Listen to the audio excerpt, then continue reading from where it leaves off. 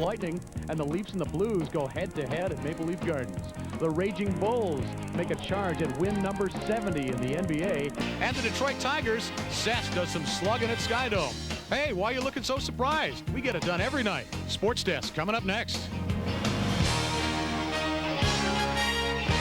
Hi again, everyone, and welcome again to TSN Sports Desk. I'm Brendan Connor. Glad you're along, and are you ready for the ride? Hockey galore now as the NHL playoffs are on. Let us start with the first ever playoff appearance for the Colorado Avalanche. It certainly was a great first year for the Avalanche in Denver, wasn't it? They matched a franchise record for wins and points, led by 100-point men Joe Sakic and Peter Forsberg, and backstopped, of course, by Patrick Roy after the trade.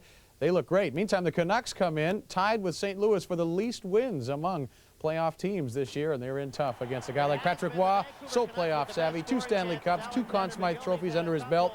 He's tested early on. McGillney will shovel a one-hand pass out from behind the net to Esa Tikkanen. He fires, but Patrick Roy's got it in the glove. Canucks outshot Colorado 9-1 early on, and that pressure finally paid off. Linden feeds Courtnall in alone. Nobody's going to catch him on a breakaway. Pretty good finisher, too, as he goes upstairs to make it Vancouver 1, Colorado 0. The Avalanche tie it up, though, before the end of the period. Peter Forsberg lifts the backhand. You can see from that angle, that went in past McLean, so 1-1. They contested it for a while, but it was 1-1. Joe Sakic, 51 goals this season, none against Vancouver, but half a minute into the second period, he'll snap one from the far wing. McLean only gets a piece, and Colorado up 2-1. They went up 3-1 25 seconds later, so Pat Quinn gave McLean the hook, and in comes Corey Hirsch to try his luck. Didn't make much difference on this night, the way Colorado was throwing the puck around. Great passing here. Forsberg to Sandis Ozolin, side of the net. He snuck in from the point. That makes it 4-1, and yes, we are worthy, say the Colorado fans. If that's not enough to get under the Canucks' skin, leave it to Claude Lemieux. McGillney gets a good shot back, but there weren't many more good shots for the Canucks. Tikkanen cut it to 4-2, but then 2-on-1. It's Lemieux to Forsberg, his 4th point of the night. 5-2 for the Avalanche. And as the smoke cleared, Peter Forsberg had 2 goals and 2 assists. First star of the game. Claude Lemieux, pesky in the playoffs as always. He had 3 assists. And after the game, Pat Quinn said, hey, this loss was not Kirk McLean's fault at all. If we want to point a finger at someone, everybody will feel satisfied in there and say, you know, that's acceptable. Well, it's not acceptable, and nor was our game. I think the difference early on was Patrick Roy. We had a lot of shot on net, and we just couldn't buy. We just got a goal from Rusty, and that was it. But we had a lot of quality chances, and we just couldn't buy one. You know, it was important for me to have a good start. You know, the trade was made, and they brought me here to for the playoffs, and I you know, had to do a good first game for sure. It's only 2 points. We still got 3 wins to go. They're going to come back a lot better. I'm sure Kirk's going to come out. He's going to be a little upset. And, you know, we were happy with the 2 points, especially with the fans going the way they were tonight. And, you know, we just got to keep it up. So Colorado takes game 1 there. What about Toronto and the Blues? Wayne Gretzky, last time he faced Doug Gilmour, the 93 playoffs. That was a great battle, wasn't it? Now 3 years later, Leafs looking for a big series win, and Wendell Clark starts it off by drilling Brett Hull in open ice. A few minutes later on the power play, Matthew Schneider with a shot, and Matt Sundin in front, backhands it home. The Leafs are on the board at home, 1-0 lead. But then the Blues answer on the power play. Al McInnes sends the puck toward the net. Shane Corson able to bury the loose puck behind Potvin. Game tied at 1. Before the period ends, watch this. Doug Gilmour gives Gretzky a little shot right there. Blindsider, down he goes, trying to rattle number 99. The captains go face-to-face to discuss it, and Gretzky says, yeah, you're going to be my face all night. We'll see what happens. The Leafs try to score here, but some great goaltending by Grant Fuhrer. Great goaltending at the other end, too. Watch Potvin kick out that right pad, stopping Steve Leach. Third period, still 1-1. Leafs pressing. Warner, the great move. Great save there, a stick save by Grant Fuhrer. Wow, he was on fire. Later in the period, Gretzky allowed to set up behind the net. Uh-oh, that's trouble. And Brett Hull able to bang it in from in front. Blues lead at 2-1. Moments later, the Leafs can't clear it, and Steve Leach grabs it and wires one past Potvin right there. Look at 4 Leafs standing there watching. 3-1 St. Louis, and they take game 1 in Toronto. Final score here was 3-1. Gretzky 3 assists, so he was in on all 3 goals. Grant Fuhrer was great, 33 saves. They'll play game 2 Thursday at the Gardens, but Larry Murphy and the Leafs, sorry to let this first one go. I thought we played well. We just didn't capitalize. You know, that's what it's all about. We didn't get the breaks that we needed, so I mean, we just got to make sure we just go back and plug away again. They got the second goal, and it seemed like that was a turning point, and after that, they kind of control the game. So it's a new game on Thursday, and obviously it's never fun when you lose, but we're still positive, and we're looking for to get back on them on Thursday. We knew it was going to be a physical game. What we want to do is keep our composure and stay focused and not take any unnecessary silly penalties. And I think we were able to withstand that. Gretzky looked good in that opening game. Montreal Canadiens and the New York Rangers. How do you like that matchup? When the Habs won the Cup in '93, they had veterans on the team. Muller, Bellows, Carbonneau, even Denny Savard. Now they are young. Nobody on the team over 30. And the Rangers, by contrast, have 15 guys over the age of 30. And that can be good in the playoffs sometime. But the key is Mark Messier. Would he play? He said he would play. And to no one's surprise, the Moose delivered. He was out there in the warm-up. And guess who's in on the first Ranger goal? Messier back to Bruce Driver. Shot is stopped. Adam Graves buries the rebound. Give the assist to Mark Messier. 1-0 Rangers. The Rangers keep the pressure on. Mark Messier actually sending alone on the breakaway, but stoned right there by Jocelyn Thibault. The Canadians come back down. Saku Koivu taking the drop pass and blasting one past Richter. What a rocket that was. Ties the game up at 1-1. With the period over, some fisticuffs. Stefan Kittel says, "Opie, get off my back," and nails Samuelson right in the beak. It's clear that Messier laboring in this one. Coming in from his wrong wing where he's so deadly, didn't get much mustard on that shot and skates along looking like he's in a little pain. Lackluster second period till late. Benoit Brunet breaks in, stopped though by Richter, and after that big stop, the Rangers come back the other way. Bad line change from Montreal, bad pass. Adam Graves in alone. Stoned again by Jocelyn Thibault. It remains tied after 40 minutes. Teams come out skating in the third. Rangers will strike. Robitaille throws it in front. Thibault trying to cover up, but not quick enough. Nicholas Sundstrom stuffed it in. 2-1 Rangers. Less than a minute later, though, Damphousse muscles his way past Mark Messier. And Damphousse will break in and become part of the play. Gets the pass, makes a good move, and look at him roof this backhand on Richter, tying it 2. Rangers get a chance late. Kovalev has Jocelyn Thibault beaten, but off the crossbar. So they go to overtime, and Benoit Brunet will carry over, drop for Damphousse, and look at that snapper to the top corner. It's the overtime winner. 5 minutes in, top shelf, beautiful goal. Habs win the game 3-2 and take a 1-0 series lead at MSG. And Damphousse with a couple of goals of beauty. But Jocelyn Thibault, a big part of the story, with 43 saves against the Rangers. We wanted to win one of the 2 first games here in New York, and I think everybody's happy that we won the first one.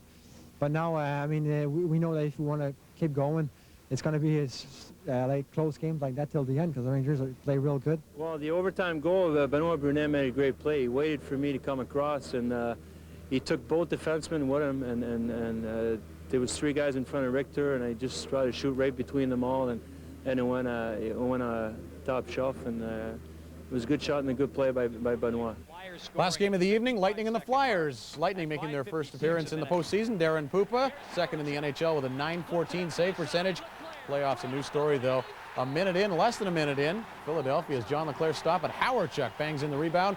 1-0 Flyers. Later in the same frame, Eric Desjardins blast, Joel Otto redirect. Another power play marker, 2-zip for the Philly Flyers. 31 seconds later, Trent Klatt. That one Pupa should have had. Weak shot, 3-0 Philadelphia. Terry Crisp will be trying to pump up his troops after that bad start. The fans rummaging into the Lightning bench boss. He was once a Flyer, of course. Many great moments for him at the Spectrum. How about this moment for Sean Burr drilling Carl Dykhouse right there. Lightning press in the second. Point shot goes off Ron Hextall's stick. Stick goes flying. Puck stays out. And the Flyers really kick it into high gear. John LeClair, what a great season. Great score in alone. Buries it, 4-0 Flyers. Shortly thereafter, Pupa gets the hook, and Jeff Reese will take over. Eric Lindros, though, seeing this as an opportunity to get on the score sheet. And with a man advantage, Peter Svoboda to Falloon to Lindros. What a great tic-tac-toe play. 5-0 Philadelphia. Still in the second. Rod Brindamore to John Druce to Falloon. Back of the net, 6-0 Flyers. Wow, were they strong on this night, and their owner, Ed Snyder, all smiles up in the box. Philadelphia wins comfortably by a score of 7-3. They kind of let up in the late going, allowing Tampa Bay 3 goals, but Lindros, LeClair, and Hawerchuk with Renberg out of the lineup, combining for 7 points, and the Flyers look just great. We're very fortunate. We worked hard. Don't get me wrong, we wanted to have a good start, and I think we did, and maybe relaxed a little bit after that 6-0 start, but yeah, it's surprising in playoff to get a lead like that, but like I say, I think we worked very hard to get that. That's my pick for the Stanley Cup, but what do you care about my pick? Hey, a reminder, you can catch more first-round action on TSN Wednesday night. The high-powered offense of the Penguins up against the stingy goaltending of Jim Carey and the Caps. Pens and the Caps, 7:30 here on TSN. On TSN Sports Desk, it's time to stop kidding around. It's playoff time for the Hawks of the Flames. Octopi. They can only mean one thing. The Wings are flying against the Jets. For the Caps, a playoff win is as easy as tic-tac-toe, while the Cats show their claws against the Bruins. A trip to New Jersey is far from child's play for the Raptors, while the Heat feel a cold chill in their race for a playoff spot. On the diamond, Quantrill hopes Q is for quality as the Jays open a series against the Angels. So what's up next on the menu? Sports Desk, and it's perfect with a little garlic butter.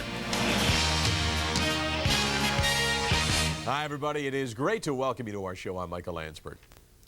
Let's start in Chicago, something few teams in the West actually wanted to do, but the only team that didn't mind was the team that actually ended up drawing the Hawks. The Calgary Flames, they didn't mind opening in Chicago because they had not lost to Chicago since last season and had not ever lost a playoff series to the Chicago Blackhawks.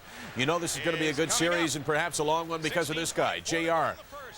Back in the lineup, the teams combined for just 12 goals in their 4 head-to-head games, so not much offense there. Would JR help? Look what's going on early on. Dean Evison wheels around his men and finds the cutting Sheldon Kennedy. 1-0. Flames just 3 minutes in. Flames get careless. Zarli Zalapski gets 4 minutes for this high stick on Tony Amani, and the Hawks make him pay on the power play. 0 for 20 this year against Calgary, but not here. Chris Chelios to Murphy. He finds Bernie Nichols, who sweeps it in. That's fine in the open man. It's 1-1. Looked like there would be a score fest in this one. Murphy carries it in to Nichols, right back to Murphy. 2-1 Chicago. The Blackhawks trailed it early, but they come back to take the lead, and Trevor Kidd maybe will need something a little stronger than that water. It could be a long night. To the second period, Hawks get their 3rd goal in a row. Keith Carney with a point shot. It goes in off Joe Murphy.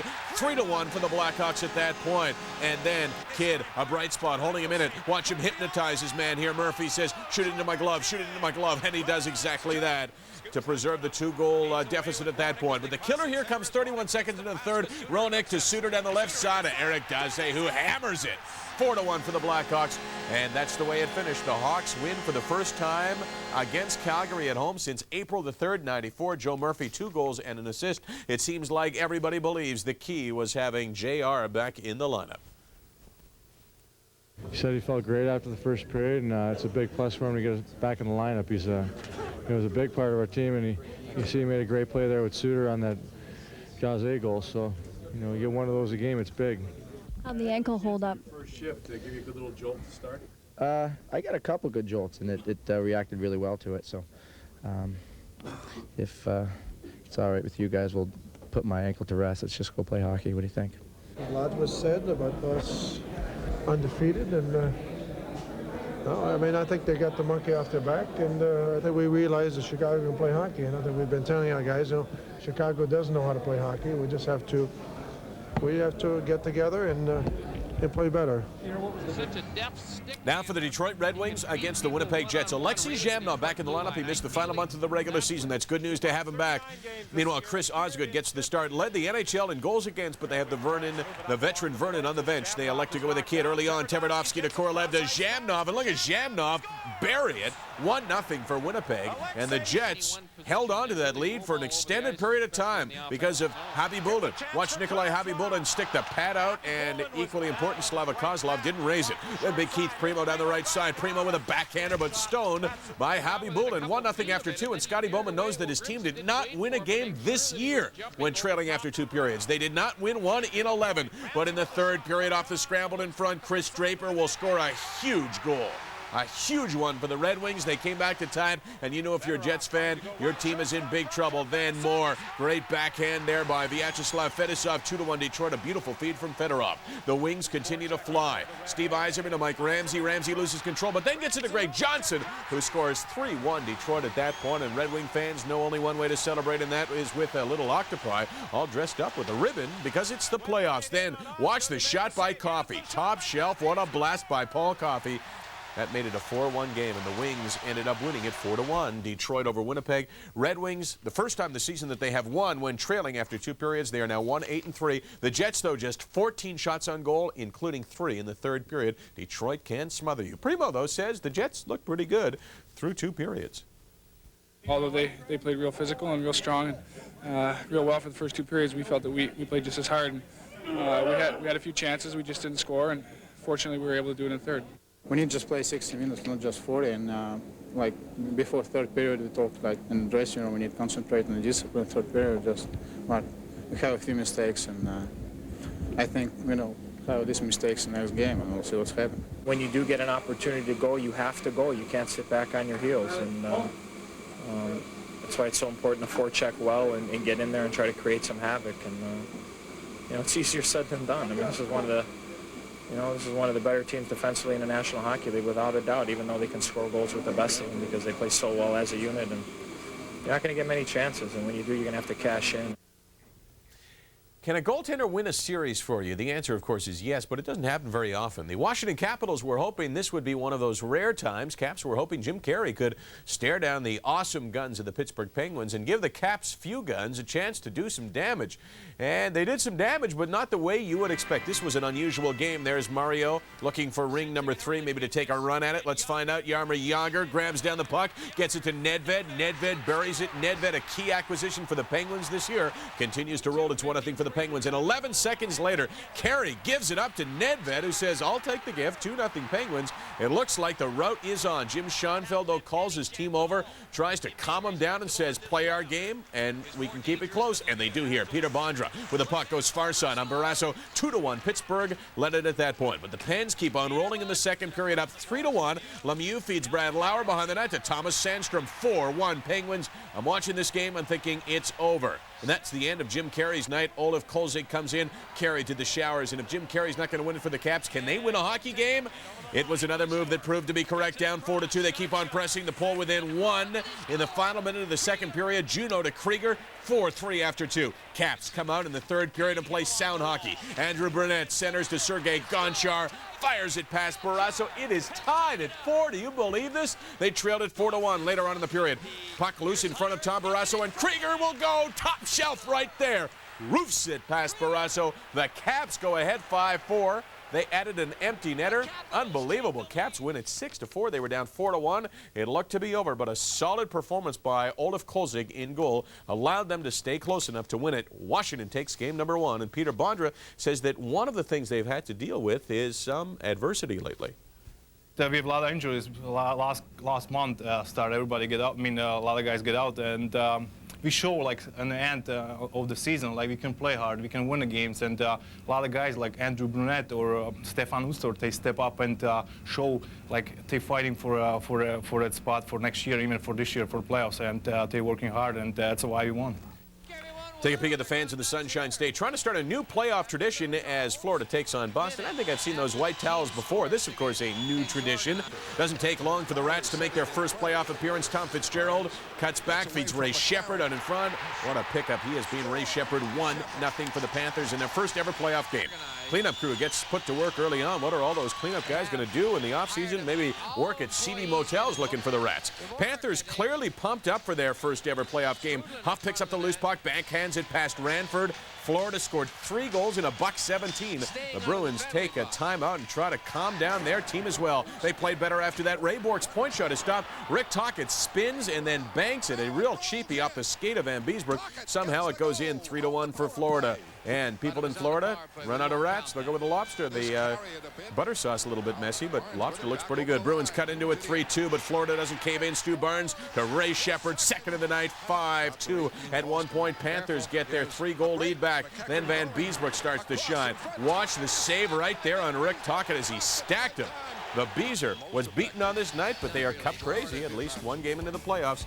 Beaten a couple of times, 3 in fact, when he made 42 saves. His first playoff victory since 1992. Game 2 is Monday because of a series of Garth Brooks concerts at the Miami Arena this weekend. Go figure. And a reminder, TSN's playoff coverage continues Thursday night, Game 2 of the Lightning Flyers series. Game 1 was all Flyers as Tampa seemed a little bit overwhelmed in their first playoff appearance. We'll see if they can bounce back. Coverage at 7:30 p.m. Eastern.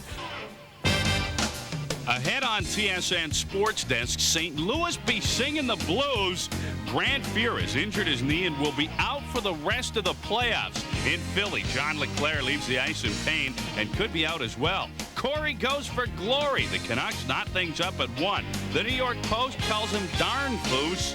We just call him darn good as the Habs take on Manhattan. The Grizz growled, but the Jazz kept singing along. On the diamond, the Marlins were swinging downtown. Bullseye. The Riders need David Archer to hit the mark. So are you ready for the best show in the air? Keep your ear to the ground. Sports Desk is next. everybody, and welcome to TSN Sports Desk. I'm Darren Detishin. We're glad you tuned in. The playoffs continued on Thursday night, and the biggest story, the St. Louis Blues suffering a huge loss in more ways than one. For 76 regular season games, Grant Fuhr started between the pipes for the St. Louis Blues, and in Game 1 of the playoffs, he was absolutely brilliant, almost single-handedly beating the Leafs. But in Game 2, Grant Fuhr's season came to a crashing halt, and perhaps the Blues' playoff chances as well. After being the difference in Game 1, Fuhr wastes no time getting back into the groove. Larry Murphy jumps in from the point. Fuhr stones him. A melee ensues. Fuhr shuts the door. 12 saves in the first 11 minutes of the game. Now some bad news for the Leafs. Matt Sundin's shot is saved by Fuhr. Al McInnes' stick hits Matthew Schneider in the eye on the clearing attempt. He went to the hospital for tests. Now the Leafs can't solve Fuhr until Nick Kypreos runs him over, deliberately falling into Fuhr. Fuhr would stay in the game for a short while, but had to leave limping to the locker room. A torn knee ligament. He's gone for the season. More in a moment. The Blues' hopes now rest on John Casey. Potvin, solid for the Leafs. He turns aside Stefan Matteau. The puck comes up to Warner. Casey stops him, but not Mike Gartner. It's 1-0 Toronto. That seems to break the ice for the Leafs. Ty Domi, Wendell Clark in the 2-on-1. Domi to Clark, scores. 2-0 Leafs. Now, St. Louis would get one, but Toronto comes right back. Gilmore with a great pass right up in front to Sundin. It's 3-1 Toronto. We go to the second period. Charlie Huddy's point shot is redirected by Craig McTavish. It's now 3-2. Then shorthanded. Murray Barron. Brian Noonan on the 2-on-1. Puck comes back to Barron. He lifts the backhander past Potvin. It's 3-all. Third period. Schneider returns with his left eye bandaged up. St. Louis in the power play. Igor Kravchuk with a point shot. Brett Hull, side of the net. He pots the rebound. It's 4-3 Blues. The Leafs storm back on the power play. Larry Murphy holds. It's a great pass. He'll go to Kirk Muller. He beats Casey. It's 4-all. We go to overtime. The Blues get called for too many men on the ice. Leafs go on the power play. Gilmore throws it in front. Sundin scores. Toronto wins it by a count of 5-4. Doug Gilmore had 3 assists. Felix Potvin finished the game with 30 saves, including 3 in the extra period. But obviously, the story was Grant Fuhr. Teresa Hergert has more. The playoffs began with such promise for Grant Fuhr and the St. Louis Blues, coming off a brilliant performance in Game 1 where Grant Fuhr made 33 saves en route to a 3-1 win. The Blues clearly had command of the series, but now the momentum has changed, and more importantly for Grant Fuhr, his season is over. It's pretty disappointing and frustrating. You see him get hurt the way he got hurt, and we really don't know how serious it is or how bad it is. You know, for a guy like Kypreos to go there and, as far as I'm concerned, fall purposely on Grant. This doesn't make any sense to me for a guy to do that. Nick, the Blues are saying that perhaps you might have gone into the net with a little bit more than what you should have. Do you agree? Well, I mean, I get cross-checked from behind. He really has no business cross-checking me at that point, and if I'm Grant Fuhr, I'm pretty upset with my defenseman right now.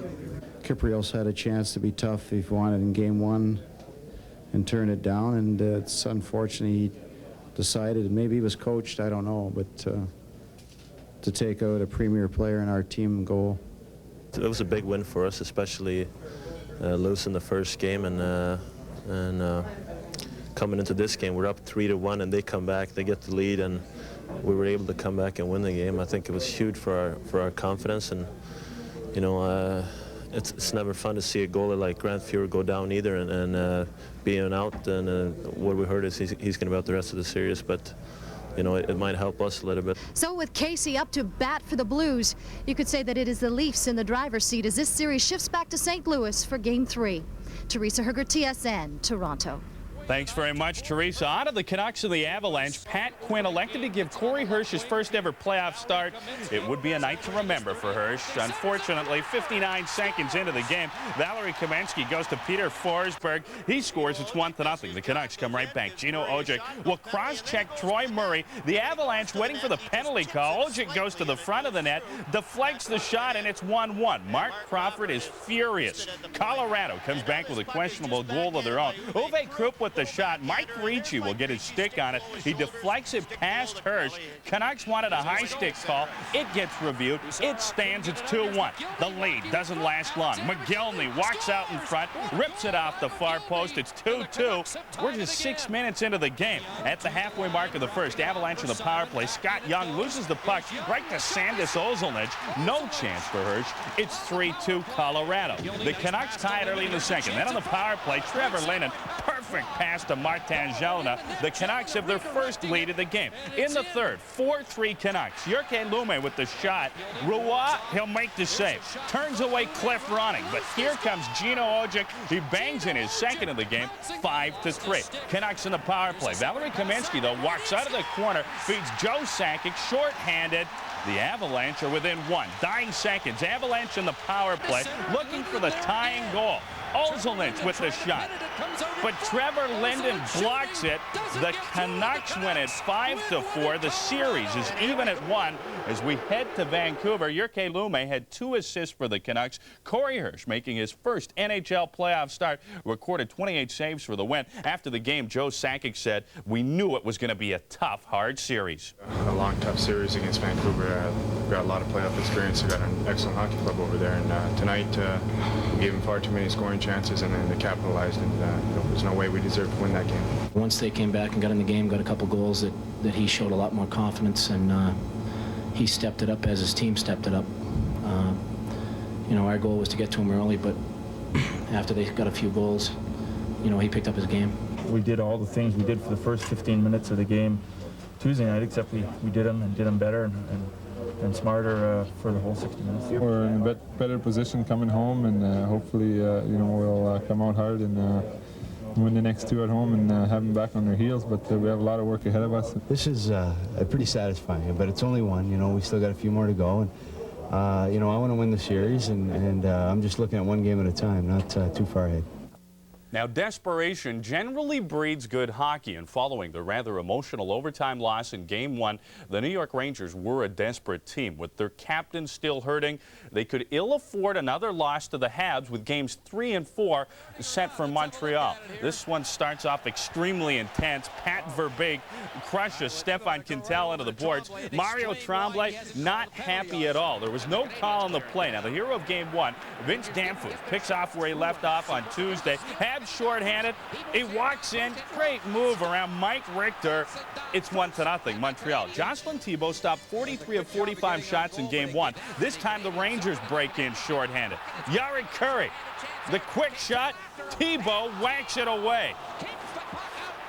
Vince Damphousse continues to kill New York. From the corner on the power play across the crease, he goes to Mark Recchi. Richter makes a great save on the first chance, but Recchi bangs in his own rebound. It's 2-0 Habs after 1. Second period, Montreal keeps scoring. Again, a man down. 3-on-1. Koivu to Lyle Odeline. He catches the corner. Montreal up 3-0. Now the Habs look for more. Great move by Chris Murray, but Richter, a spectacular save that seems to spark the blue shirts. Sergio Momesa on his off wing, harmless shot until it trickles in. Rangers made it 3-1 after 2. Momentum all with the New York Rangers. Habs lead 3-2. Puck goes behind the net. Comes in front. Samuelson pinching from the point. Wires it.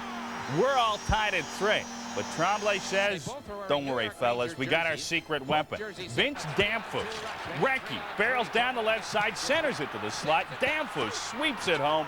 The Habs lead it by a count of 4-3. They go on to win the hockey game. 5-3 is the final. Vincent Damphousse added a pair of assists. He now has 4 goals and 2 assists in the series. He says the key was not getting down when the Rangers tied it up. Well, we didn't want to quit, even though they tied the game. We had to fight harder, and we knew even when it was 3-0 that it wasn't over. And as soon as they scored that first goal, you could see that they felt a lot more confident. And it's always a lift when you break the egg like that. So they were coming, and we were able, like I said, to settle down after the timeout and really played a lot better. They have one giant killer, Vincent Damphousse, and it's not like he dominates the game. He just scored timely goals. On now to the Lightning and the Flyers. Terry Crisp knows his team is in tough. Brian Bradley out with a leg injury. The good news, Peter Klima is in. Philadelphia comes out flying. Dale Hawerchuk at the point, blasted by Pupa. A power play goal. It's 1-0 Philly. Tampa then gets physical. David Shaw hammers John LeClair.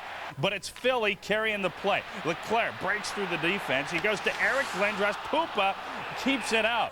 Later on, Shaw lines up Lindros. Igor Ulanov then comes across to deck the Big E. Lindros would get up. He leaves the ice with a bruised kneecap, and he is not happy at all. Second period, the Lightning trying to take advantage. Alexander Selivanov, robbed by Ron Hextall. It's still 1-0 Philly. Then guess who returns?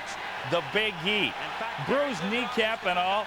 He comes out to a standing ovation. But later in the frame, another injury as John LeClair gets tangled up with Michel Petit. He crashes into the goalpost. LeClair leaves with a sprained left ankle. Still 1-0 Philly into the third. Tampa looking for the equalizer. John Cullen's denied. Hextall gives up the big rebound. Selivanov knocks it at 1. It goes to overtime. Tied at 1. Lindros can end it. Pupa takes it off his mask and keeps it out. Then moments later at the other end, Chris Grant goes to Brian Bellows. Bellows blows it by Hextall. The Lightning strike for their first ever playoff victory. 2-1 was the final. Darren Pupa made 26 saves in the Lightning goal, including 7 in overtime. The Flyers, Joel Otto, John Druce, and John LeClair all left the game with various injuries. Their status for Game 3.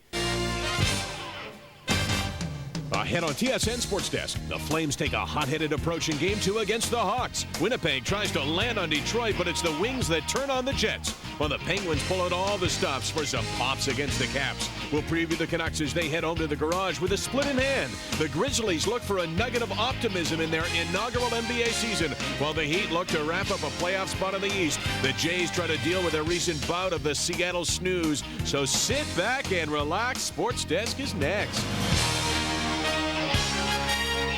You relax, we got a lot of work to do. Hi, everybody. Great to welcome you to our show. I'm Michael Landsberg. Let's start in Chicago, where all the talk about the Flames having such great success against the Hawks meant absolutely nothing in Game 1. Chicago simply looked like the better team, as they were throughout the regular season. Friday night, it was imperative that the Flames, who had such high hopes heading into the series, show that they could skate and stay physically with the Chicago Blackhawks. Rick Tabaracci under intense pressure early on. You got to keep his team in the game. Joe Murphy in all alone, but watch Tabaracci. That is a nifty save as he tried to go short side. Here the Hawks bounce around the Flames. That chance on German Titov. Late first period, Gary Suter 18 feet away, wires it. Can't give a guy like that kind of room. He has got the big, heavy shot, 1-0 Chicago. Second period, Hawks added their lead. Roenick takes advantage of the bounce off the boards. It comes right back to him. Roenick sweeps it in, and it's 2-0 for the Hawks, and the Flames are in a heap of trouble. Meanwhile, Theo Fleury buzzing all around the net. Theo Fleury, one shot. Then we'll get another, and then another. He had in total in this game 10, count them, 10 shots on goal. As he frustrated, you bet he was. His frustrated would even grow more. Then the Hawks strike again. Probert with the feet of Jeff Shantz. Nice backhand move, 3-0 at that point. Scary moment for the Hawks. Here comes Tabaracci. I'll make that Belfour out of the net. Belfour knee on knee with Ronnie Stern. Fortunately, everybody was okay. Frustrations, though, get the better of Theo Fleury. Watch him come out of the penalty box. He was given a misconduct and then a game misconduct. He wants to get a Kerry Fraser. I'm not sure that it would be a good thing if he did get at him. 3-0 Chicago over Calgary. So the Hawks lead this series now 2-0 and have physically controlled the Calgary Flames. Belfour stopped 32 shots for his third career playoff shutout, but Fleury was not the only madman. Pierre Pagé furious with the officiating and apparently with the Hawks owner Bill Wirtz as well. You'll be disappointed, but I just said no. We don't have any comment about the game until we hear what the league has done with Bill Wirtz. That's basically our feeling. Coach is here and other people are here. As far as we're concerned, we don't have any comment. I think you have to understand that we have feelings too, you know. They came out a lot harder tonight, just like we expected, and they played a great game. And you know, Eddie Belfour came up huge for us tonight. The games just get tougher as they go on, and it's 2 games. That's all it is, and we're playing a heck of a hockey team. And you know, Pierre's got them working hard, and you know, and they got some great players. So this series is far from being over. They've taken a lot of penalties the last couple games, and we've really turned the other cheek, which has been a big positive for our hockey club. our tough guys and our physical guys are playing physical, but when the dumb stuff starts mixing up, and they turn around and they skate away. Hawks are looking good right now, and so too are the Detroit Red Wings with Chris Osgood in goal in game number 2 against the Winnipeg Jets. He's tested early on by Dallas Drake, but Osgood passes the test. He wasn't tested many times, just 4 times in the opening period. Then shorthanded Sergei Fedorov with a great feed here to Paul Coffey. Coffey, lightning fast still after all these years, moved up from his defense position and scored a great one. It was 1-0 after 1. Meanwhile, second period, Red Wings a little bit confused. They want to hit anything they can find. Shorthanded then once again, Igor Larionov to Doug Brown. Great play to take it off the skate and then wire it home. 2-0 Wings, 2 shorthanded goals. Then it's Doug Brown again with a great pass. Behind the back, blind through the legs, right on the stick of Chris Draper. 3-0 Detroit. I'll tell you what, Draper is playing real well. And they keep it coming. Coffey to Konstantinov to Larionov. 4-0 Detroit. And, even if you play well against the Wings, they can kill you. They've got brilliant talent, and they can hit you as well. Konstantinov, so underrated with a great hit on Chris King. Here comes Dallas Drake. Duck, Vladimir, and he does, just getting under the shot by Drake. Drake goes flying, lands about 15 feet away, and the cup right there sits on that guy's head, and he'd like to bring it home for the Detroit Red Wings. Wings cruise in this one, winning it by a score of 4-0. Osgood forced to make just 16 saves. That's 29 shots on goal for Winnipeg in 2 games, and there's no doubt the Jets are frustrated right now. Yeah, it's frustrating when you get hit and hacked and everything goes against you. I guess you just got to suck up and take it. When you try to dish it out, it just doesn't work. You always end up in the penalty box. We got to play a lot better. Bottom line, we got to play a lot better.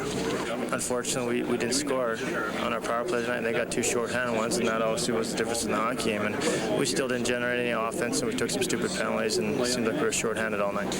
I don't think home ice is a big factor in the playoffs. I mean, you can't, you're not pleased because you won the first 2 at home. It doesn't matter where you play, because you can't win if you don't win on the road. So, you're fooling yourself. You got to play everywhere.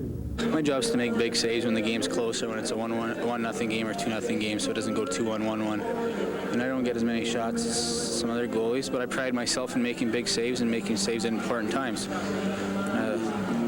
Now, if you predicted the Caps would upset the Penguins, you likely said that the only way it would happen is if Jim Carey played huge in goal. Well, in game number 1, Carey was actually pretty small, replaced midway by the very large Olaf Kolzig. Caps went on to win, and the big question in game number 2, what do the Caps do with the guy who is the hottest goaltender in the league? Jim Carey, 9 shutouts heading into the playoffs. Jim Schoenfeld said he would make the decision in the warm-up, and the answer is Olaf Kolzig gets the start.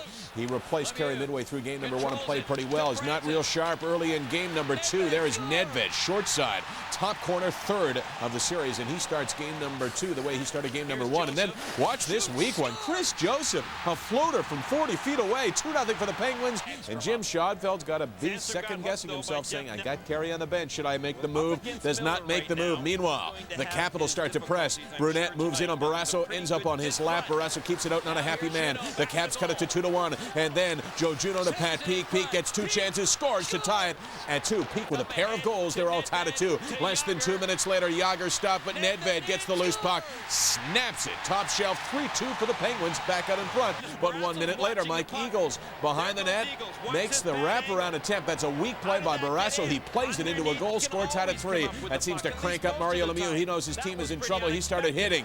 He started taking some chances, but the Caps are the ones that go ahead. Bondra loses control, regains it. Nobody takes him out. Penguin defense very slow. 4-3. Washington leads it. Late in the period now, the 3rd period, that is. Michael Pavanka with a high stick on Mario Lemieux. He got a double minor. 4-minute power play for the league's most vaunted power play, but they can't get it on goal. Blocked at the point, and Michael Pavanka out of the penalty box scores into the empty net. The Capital defense brilliant at blocking shots. They had that 4-minute power play at the end, and they were diving in front of everything. Washington over Pittsburgh 5-3, and that means they lead the series 2-0 as they go back to Washington. And as for Jim Schoenfeld, he says he kind of likes his goaltending situation now. That's the only thing that matters, is that you think you can win with your goalie. Everything else is just peripheral, and when we put a kid in the net, we have faith in his ability to do the job. We have great faith in both our goaltenders, and it's very simple. We thought Ole could win the game for us, and I thought he had a tremendous game tonight. They played pretty hard tonight. I thought the power play and penalty killing certainly lost the game for us, and we have to readjust in that department. and probably look at the film and try to do something else. You know, I think the bottom line is we got to compete hard for 60 minutes, and we got to end up on the scoreboard with one more goal than they do. You know, we haven't done that to this point, and that's why we're down 2-0. So.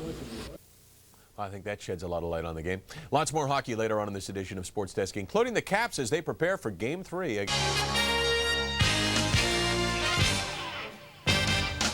Ahead on TSN Sports Desk, GM Place plays host to its first playoff game.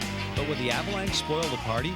We'll preview Sunday's action, including the war of words between the Leafs and the Blues, and the battle between the Flames and the NHL's league office. We've got the Jays as they try to make it 2 in a row in Seattle, while the Expos give Pirates pitching some grand problems. 8 is Biaka Batuka's lucky number at the NFL Draft. And Steve Nash tries to impress his future employers at an NBA minicamp. It's a bird, it's a plane. Now it's Sports Desk, and it's next. Hi, everyone, and welcome to TSN Sports Desk. I'm Gino Retta. GM Place was the only building hosting an NHL playoff game on Saturday night. Esa Tikanen's job in Vancouver's series against Colorado has been clearly defined. Shadow Peter Forsberg and make his life absolutely miserable. Well, it worked out pretty well in the first 2 games of this series, but Game 3 was pretty much out of his control.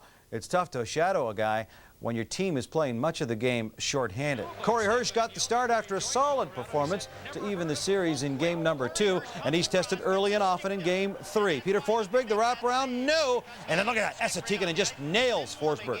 That's what you say, shadowing the guy, but here are those penalties. First holding, then slashing, and Pat Quinn knows this means trouble for his club. So, down 2 men, Sanders Ozolnish with the point shot. It gets deflected by Jyrki Lumme right to Peter Forsberg, buries it.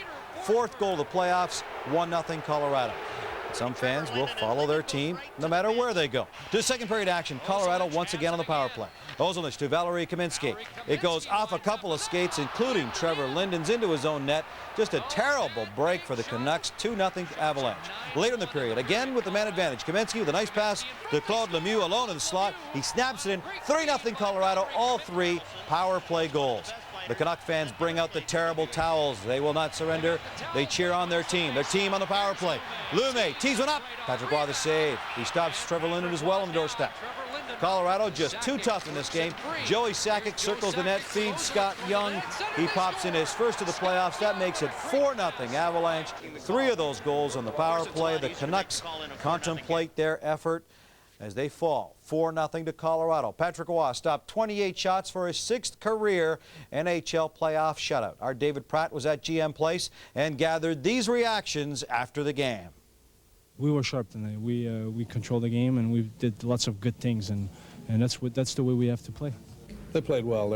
It's a good hockey club, and they responded and bounced back from a loss the other night, and not to be unexpected. You know, they're a talented hockey club. We got 2 goals lead, and I think they had to take a couple of chances, and we scored on a couple of chances. We're obviously a team that wants to win, just like they want to win, and I thought they played a very good game in Game 2 and outplayed us, and you know, we have our pride, and we wanted to come in here and win games, and this is one of them, and you know, the guys were pumped, the guys were focused tonight, and I think it's the best game we've played out of those 3 games. They pretty much stole our game plan tonight, and they worked it, you know, to perfection. Whereas we didn't, you know, we didn't jump back at them, and give them credit. They played well. They played very well. But we're going to have to be ready for Monday.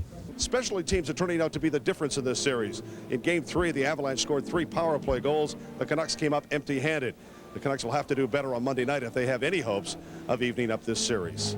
David Pratt, TSN, Vancouver. From famine to feast, from 1 game on Saturday night to 5 on Sunday, including 4 afternoon matchups. The Flames and the Hawks hit the ice for Game 3 Sunday afternoon. Pierre Pagé still a little bit upset about what he calls unfair treatment from the league office. So upset, he actually issued a gag order to his team after Saturday night's loss. All is not well just yet, but at least they are talking once again. I just think there's a cloud over the National Hockey League right now. I didn't say anything about the officiating, and we can't control that part.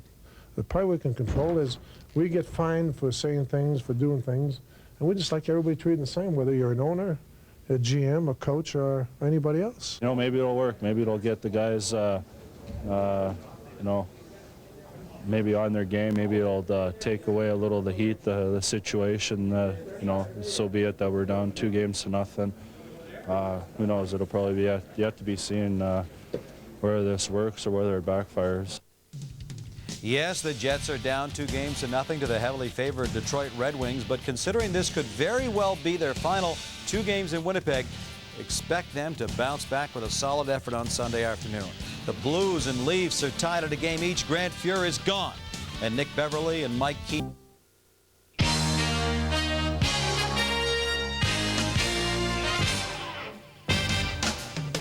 Ahead on TSN Sports Desk. Toronto gets a boost from an unlikely source as the Leafs and Blues are back at it.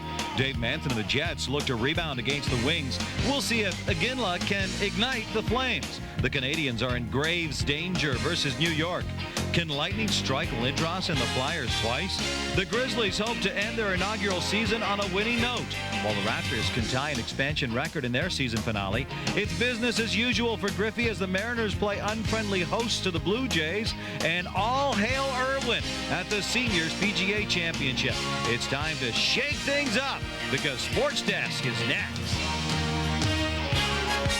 And welcome to TSN Sports Desk. I'm Gino Retta. It is nice to have you along with us. Well, like a good magician, Mike Keenan would love to divert the Leafs' attention while its Blues attempt to pull a victory out of the hat in game number 3.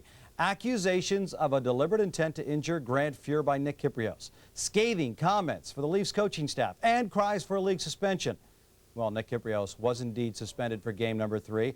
And while Kypreos was getting that news, Grant Fuhr was putting a knee brace on and took to the ice at the Kiel Center in St. Louis for a game day skate, injured knee and all. He says he intends to skate a few more times with full equipment on before deciding whether or not he'll return to these playoffs. But for game number 3, John Casey indeed in between the pipes. Could the Leafs wade through the distractions and focus on the immediate task at hand? He is tested early on. Matt Sundin along the boards, feeds out in front to Wendell Clark. Clark's shot stopped by Casey. But the Leafs keep the pressure on. Later on the power play, Kurt Muller in front, scores! His first goal of these playoffs, and it's 1-0 Toronto. Then early in the second period, Doug Gilmour takes out a couple of men, gets the puck to Mark Kolesar, who's only playing because of the Kypreos suspension. Kolesar makes it 2-0 for the Leafs with his first career playoff goal. Then Brian Noonan, a weak one from the faceoff circle, beats Felix Pavin. St. Louis trails 2-1. And that gives Pavin a seat on the bench for at least one shift. Well, Beverly had a chat with him. He returns to see Matthew Schneider drop a pass for Larry Murphy, who leaves it for Peter Zezel. Zezel upstairs. Blues tie the game at 2. It stayed that way until the 3rd. Then Gretzky feeds Hull all alone in front. But Felix Pavin comes out with a spectacular stop. Sends his game into overtime. Shane Corson centers. Glenn Anderson redirects it. His first game of these playoffs, and he gets the game winner in OT. 3-2 the final score. The winning goal was Glenn Anderson's 5th career playoff overtime goal. That is just one shy of Rocket Richard's record of 6 in overtime. Teresa Herger was at the game. She gathered some post-game thoughts, including John Casey, who says trying to prove himself is nothing new to him. I guess I've always had something to prove. Every year it seems it's a battle for me as far as proving it to everybody and to myself. So, you know, I have lots to prove. There's a lot at stake at this point in time, and I think a lot of winners really come to the forefront. I think when I was lining up against Wendell Clark there, I was going, oh no, it's gonna be one of us. He's been doing his whole career. I mean, you know, you look at Andy, you know, with Edmonton and even with New York when I was with him, it seems every time he scores it's a game-winning goal, and you know, it's nice to have a guy like that on the team. I believe in these players. They've done it before so many times, and they'll do it again. They'll give you everything they have, and that's all you can ask for. And they're a group of players that have had so many different experiences that maybe that's the reason why this injury to Grant didn't throw him off. We have nothing to hang our heads about. I thought the game turned out very much like I certainly thought it would be, which is a hard-fought, up-and-down kind of affair, although we weren't down there and nearly as much as I would have liked. At the beginning of this playoff series, many felt that the St. Louis Blues might be a little long in the tooth to make a good run out of it. Well, now it's those very veterans that are making the difference, as in the 35-year-old Glenn Anderson, who scored the winning goal in overtime, and the 34-year-old John Casey, who has come in and filled in admirably a net for the injured Grant Fuhr. Teresa Herger, TSN, St. Louis. Desperation plus emotion equaled the Winnipeg Jets' best effort of the season. Desperate because they were down 2-0 to the Wings. Emotional because a sold-out crowd of 15,544 fans clad in white roared their support because, yes, they are leaving. But no, they will not go out quietly. How big was this game? Even heads of state traveled to Winnipeg to see this all-important matchup, and the Jets do not disappoint the crowd. Late first period, Craig Janney from behind the net feeds Keith Tkachuk, who gets his first goal of these playoffs as he beats Mike Vernon. 1-0 Winnipeg after one. Meanwhile, Nikolai Habibulin was brilliant. Darren McCarty down the left wing. He lets the shot go. Habibulin makes a save. Luckily, Chris Draper gets dumped by Shane Doan. Habibulin covers the puck on the rebound. Still 1-0 after two, but just 2 minutes into the third period. The big red machine goes to work. Slava Kozlov to Igor Larionov. He beats Habibulin. Game tied at 1. But the Jets answer. Craig Muni behind the net with the backhand pass to Chad Kilger. The rookie buries it. His first goal in his first playoff game. The Jets lead 2-1. And it is an emotional game for many of the fans of the Winnipeg Arena. And for the team as well. Later on, Ed Olchuk flying down the wing. He unloads the big shot, beats Vernon. 3-1 Jets. Then moments later, they put it away. Alexei Zhamnov with the cross-ice pass to Dave Manson. He one-times it. 4-1 Winnipeg, and the Jets are all smiles. They're back in this series, trailing 2-1. Nikolai Habibulin was spectacular in the Jets' net as he stopped 32 of the 33 Detroit shots he faced. Afterwards, an excited Chad Kilger described his first playoff goal. Chris King was, working hard in the corner and came out with the puck, and he kind of chipped it, and Muni got it and was going behind that and made a nice pass out in front of the net to me, and I took the shot and it bounced off the post and went in. Great to play with these fans. Great atmosphere and so loud. We got one, and it's a building stone, but we have to make sure that we come out and play our next game because, they're going to be coming on a lot harder, and, we have to make sure that we're ready to match it. It's playoff hockey now, and intensity is going to be high. We 1-1 on the road going into the third period and thinking we were in a pretty good situation. And, they just played a good defensive shell. We just couldn't put the puck past Javi, and they got a few breaks and capitalized on them. Jerome McGinley's Kamloops Blazers were eliminated Saturday. Sunday, he was in a Calgary Flames uniform for Game 3 against the Hawks. And this is what he saw. Eric Weinrich feeds out front to James Black, who gives Chicago a 1-0 lead. Calgary tries to muster an attack. Theo Fleury takes the initial shot. McGinley is robbed by Ed Belfour. Then with Chicago up 2-0 late in the first, Sandy McCarty elbows Chris Chelios, then follows that up with a couple of shots to the face. Chelios was fine, a little upset, but fine. But McCarty receives a double minor, and on the first power play, Tony Amante converts as he roofs it over Trevor Kidd. 4-0 Hawks. Then on the second man advantage, Bernie Nichols slides it over to Weinrich. He wires it. 5-0 Chicago. Kidd gets yanked. In comes Rick Tabaracci. Calgary finally scored after 149 minutes of drought. Then McGinley tries for another. Fleury is there to pot the rebound. 5-2 Hawks. Lanny McDonald on hand. Hopes Calgary can keep things going. And they do. Steve Chason, the blast. Big rebound for Corey Stillman. He beats Ed Belfour 5-4 Chicago. But the Hawks stay focused, and rookie Eric Daze takes the lead pass, zips it past Tabaracci. Chicago goes on to win it by a final score of 7-5. Chicago's Craig Hartsburg was happy after the game, but he's a little frustrated that the team let Calgary back into this game after a big 5-0 lead. We stopped doing the things we were doing early in the hockey game, and Calgary kept coming at us, and we stopped checking people, and we gave up too much open ice, and they capitalized on some chances. But they give Calgary a lot of credit. They never quit once, and they just kept battling the whole 60 minutes. I'm just happy we won. I mean, it's nice to get a few points in a game, but it's also nice when they help the team win. Give them credit. We had them back on their heels, but they were able to get the next goal and the next goal, and so give them credit too. I don't want to repeat the cliches. I got them all at the house. I got them all in my book, and And to repeat it is just, you know, you got to beat the odds. That's all. To me, the simple thing right now, you got to beat the odds and win the next game. Elsewhere, Montreal was up 2-0 against the Rangers, with the next 2 games scheduled for Montreal. Now, at first glance, the Rangers look to be in big trouble. But look more closely. Look at the determination in Mark Messier's eyes. He guaranteed victory and delivered when the Rangers were in trouble against the Devils 2 years ago. No guarantees yet, but despite sore ribs, Messier certainly did deliver in Game 3. Early first period, Messier steals the puck in his own end. Off to the races on Jocelyn Thibault, pulls it to his backhand, go shot. But he's not so happy. Why? Because of this. Watch the right side of the screen. Saku Koivu hauled down by Adam Graves. That's a penalty. No goal. Graves makes up for his gap on the power play. His first shot is blocked, but he snaps in his own rebound past the screen Thibault, and it's 1-0 Rangers. Graves and the power play. Strike again. Messier banks one off the side of the net. That's no accident. He knows what he's doing. Graves the puck in front. Graves the second goal. 2-0. But the Habs have a nice power play as well. Nice passing by the Canadians. Pierre Turgeon to Vincent Danfus. Slides it to Mark Recchi. He beats Richter. And Tremblay's troops down just 1 after 1. Jocelyn Thibault keeps it that way through 2. Gives it away, though, to Mark Messier. Then dives across the net to come up with a huge save on Messier. Final minute. Tremblay urging his men for one final surge. Valerie Bure exploding down the left wing. The big shot, but Richter the big save. Colin Campbell's Rangers win game number 3, 2-1. New York ends a 7-game losing streak and won in Montreal for only the 2nd time in its last 22 visits to the city. Messier is encouraged by the win, but not completely satisfied just yet.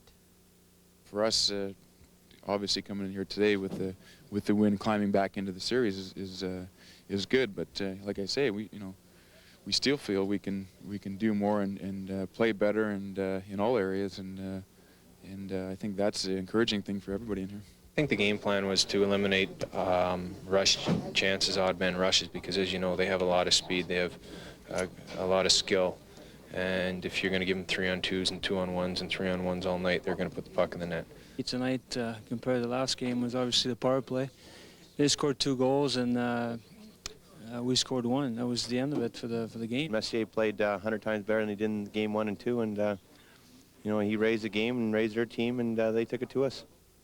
Onto the Thunderdome, Flyers and Panthers. Sean Burt nails Eric Lindros. Hate it when that happens. The Lightning strike first. Peter Klima parked in front, snaps one far side, beating Hextall. Klima's pumped, and it's 1-0 Tampa. Joel Otto was hurt in game number 2, but he's playing on his off wing, finds a gap between Jeff Reese's pads. A weak goal, but the Flyers will take it. It's all tied at 1. This game having a huge impact.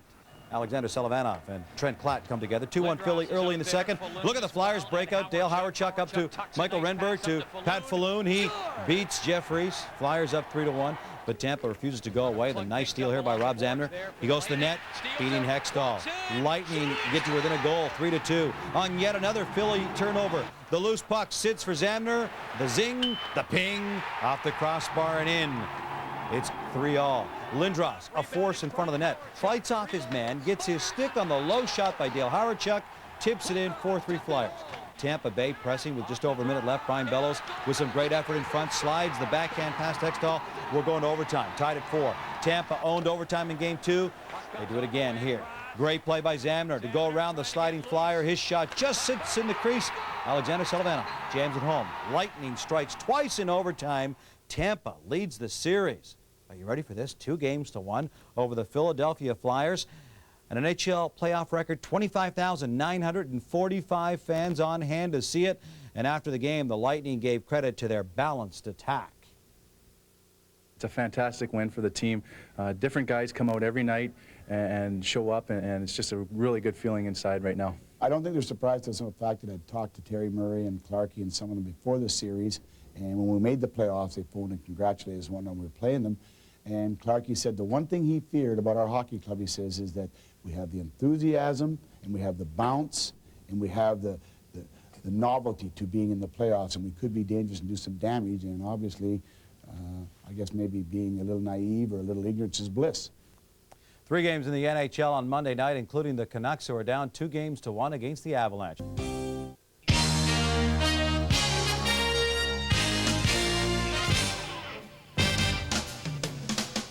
Ahead on TSN Sports Desk, the Canucks hope happy days are here again in Vancouver.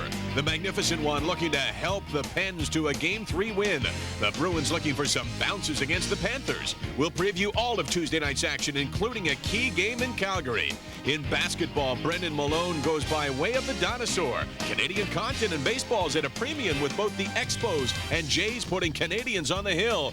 Boys, boys, boys, that's no way to act on our plays of the week. Now, that's more like it. Always in fashion. TSN Sports Desk. It's coming up next. And we have got a great show. Hi, everybody. Welcome to our show. I'm Michael Landsberg. All season long, the Vancouver Canucks have been able to say, tomorrow we will be better. Well, Monday night, not even the most optimistic Canuck could rely on that. Canucks trailed the Avalanche 2-1, and did anyone believe if they fell behind 3-1 they would survive? And did anyone believe this guy wasn't going to come up big? Patrick Waugh, huge in the playoffs over the years. First period, check this out. Essatikkanen with a shot, great save, and then the rebound. He slides across acrobatically, taking one away from Russ Courtnall. Moments later, the Avalanche are pressing, reaching with the initial shot, but Mike Keane somehow spots the rebound and scores to make it 1-0 Colorado, his first of the series. But the Canucks answer back. Alexander McGillney flying, setting up his line mates to Essatikkanen, who wires one. Patrick Waugh gets a piece, but not enough, and it's tied at 1. Second period, Joe Sakic, a tower of strength right now for the Avalanche, with a dropper right there to Deadmarsh, and Deadmarsh deadly accurate, 2-1 at that point. Colorado led it, but the Canucks answer back on the power play. Alexander McGillney, watch him survey the whole situation. Great feed to Herke Lume, outstanding pass by McGillney, 2-2 hockey game. Then a scramble around the Avalanche neck, and look who's going to put it in, Joseph Baranek. First goal in 26 games. Their first lead of the game. The Canucks starting to sense maybe they got a shot. Mark Crawford, meanwhile, sensing something else. Furious with Don Koharski for no call on that shift. He lets Koharski have it. Then time winding down in the second period. Baranek to Gino Ojic. Unbelievable third goal of the playoffs. Vancouver led it 4-1, and that goal by Ojic, the game winner. Vancouver over Colorado, 4-3. They have tied the series at 2. And after the game, David Pratt gathered some reaction. Let's start with the head coach, Pat Quinn, talking about his surprising star, Baranek. Joe came in and did fine. He's a skilled guy, and he can make a contribution, and he did tonight, so we're real happy for that. You know, this could be a big game for us, you know. Tie game 2-2 right now, so we know we have one more game at home, and now we have to just go and take care of business there, and hopefully we can steal another one there. This is great.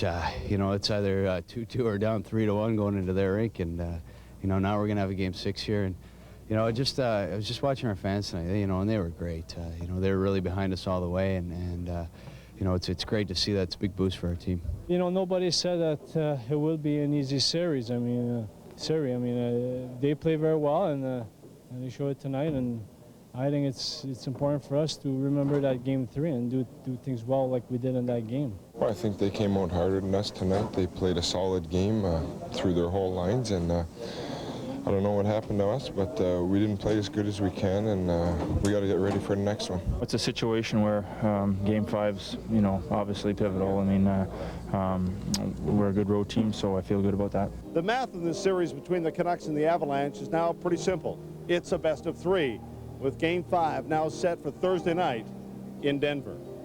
David Pratt, TSN, Vancouver.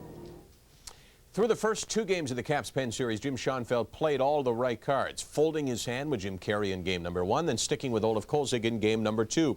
Schoenfeld perhaps should have quit taking gambles. Leading the Penguins 2-0, Schoenfeld elected to go back to Jim Carey for game number 3. And while the fans say they've got 2 number 1 goalies, you really have to wonder why he would put Kolzig on the bench and put Jim Carey on the ice. Now, Carey did have a great regular season, so Schoenfeld has some precedent to turn to. Early on, Dale Hunter runs Jaromir Jagr from behind into the boards. Jagr, a little therapy on the bench. Hunter only got a couple of minutes. Could have got the game right there. Capitals getting all kinds of chances early on. Kelly Miller against 2 guys. Watch him work it with one hand on the stick. Gets free, snaps one, but there's the save. Caps outshot the Pen 7-0 in the first 8 minutes. First shot on goal for the Penguins. Lemieux with a feed of Francis. Carey tried to cut down the angle, couldn't do it. 1-0. Penguins on their first shot of the game.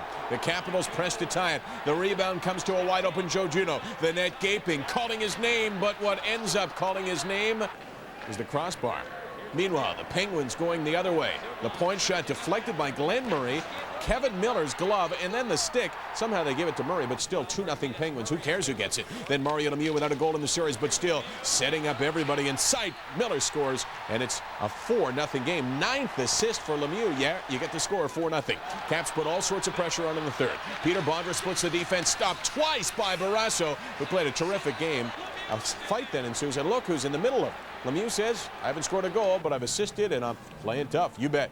Lemieux and the Penguins all over the Washington Capitals 4-1. Barrasso, though, really the star of the game, who outplayed his counterpart, Jim Carey. And according to Ron Francis, the key to this game was the defense.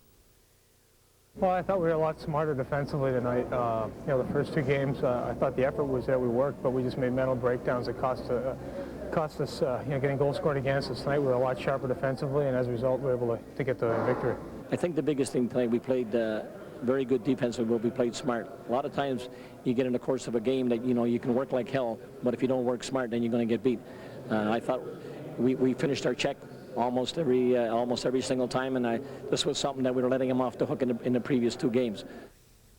All right, let's go to the Bruins and the Panthers now. This is game 2 of their series. Florida leading at 1-0. Craig Billington making his first start since the 7th and the first start in the playoffs since 1993. That's February the 7th. Big hitting early on, Mellonby in center. Then the Panthers test Jovanovski, or tested by Jovanovski is Billington, and he doesn't pass the test.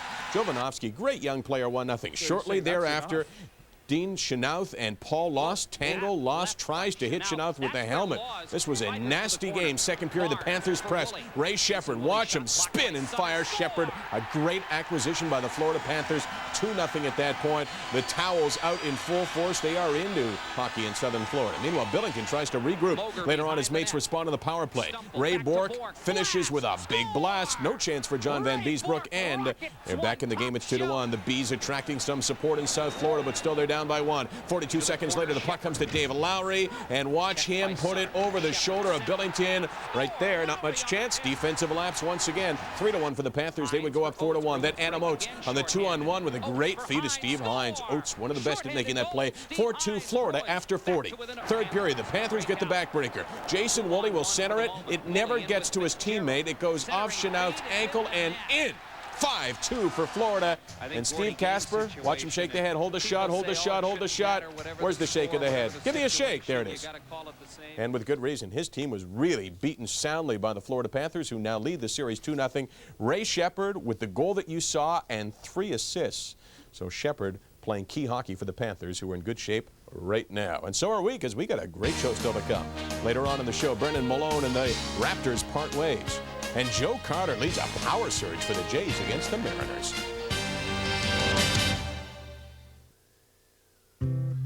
We make maple leaf wieners for Courtney, who will only eat Mr. Broccoli if he hasn't. Sports on TSN, coast to coast.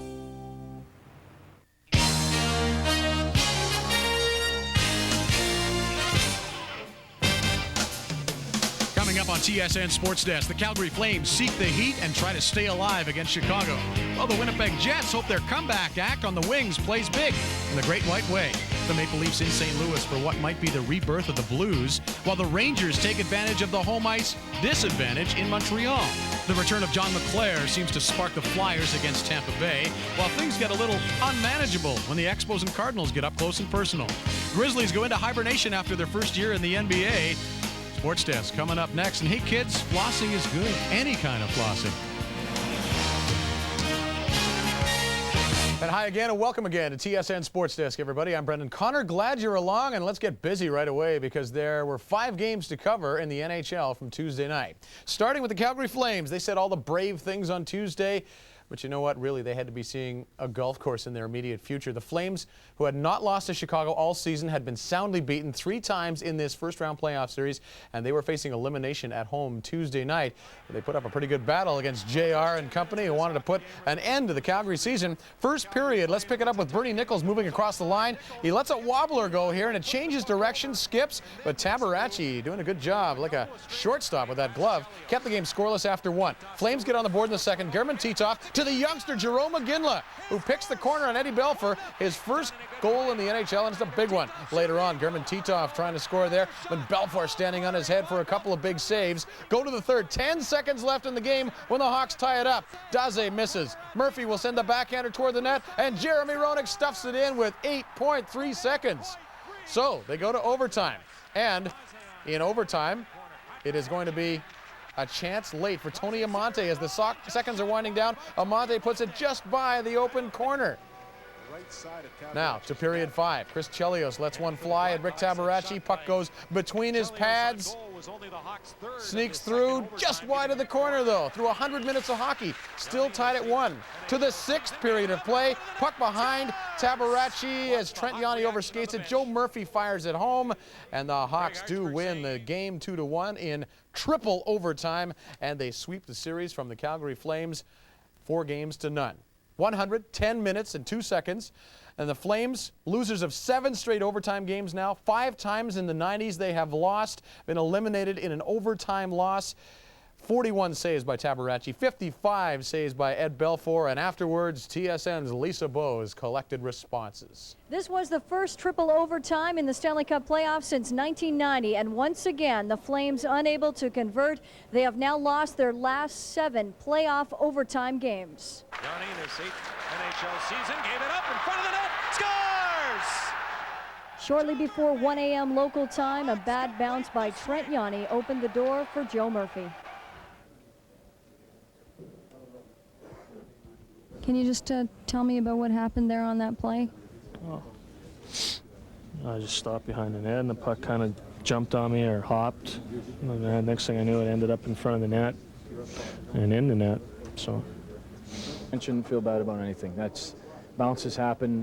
There was all kinds of chances that didn't get scored on one end and the other. It's not Trent's fault that we lost the game tonight. We played a hell of a good hockey team, and they beat us. They beat us 4-0. Well, Murray got in on him and, forechecked hard, and he was able to chip it out. It was bouncing. I just got a piece of it, and it went in the net. So we're just glad this thing's over, man. Tell me what time it is. It's getting to be a little bit frustrating, that's for sure. But it's not like we haven't had any great chances, It's just, I don't know. Somebody's got a voodoo doll out there at home in their basement or something. I don't know what it is. So for the Hawks, a well-deserved break is next. Some time to rest before meeting their second-round opponent. As for the Flames, a familiar and heart-wrenching end to their season, their 4th straight first-round exit. Lisa Bowes, TSN Calgary. All right, let's take a look at the Jets and the Wings in Winnipeg. Fans on their feet, another whiteout there, hoping the Jets can knot the series at 2, but a minute and a half into the game, Sergei Fedorov battling Teppo Numminen, and eventually Konstantinov comes in and rips the first one home, 1-0 Wings. Later, looking for more, Larionov in alone on Habibulin. Habibulin with a great save there and a better save on the rebound against Cincerelli. Still 1-0. He stopped 12 in the first period. Jets tie it up. Kachuk across the crease. Greg Janney, second swipe at it is good. And it's 1-1, and the fans in Winnipeg love it. Could the Jets win 2 in a row at home? Well, a couple minutes later, Paul Coffey takes a shot from the point. Rebound to Larionov. He sweeps it in for his 3rd of the series. 2-1 for the Wings. Nice goal coming up by the Wings, too. Sergei Fedorov carrying over. Muni falls down, so Fedorov will send in Kozlov. He goes to the backhand, stuffs it home.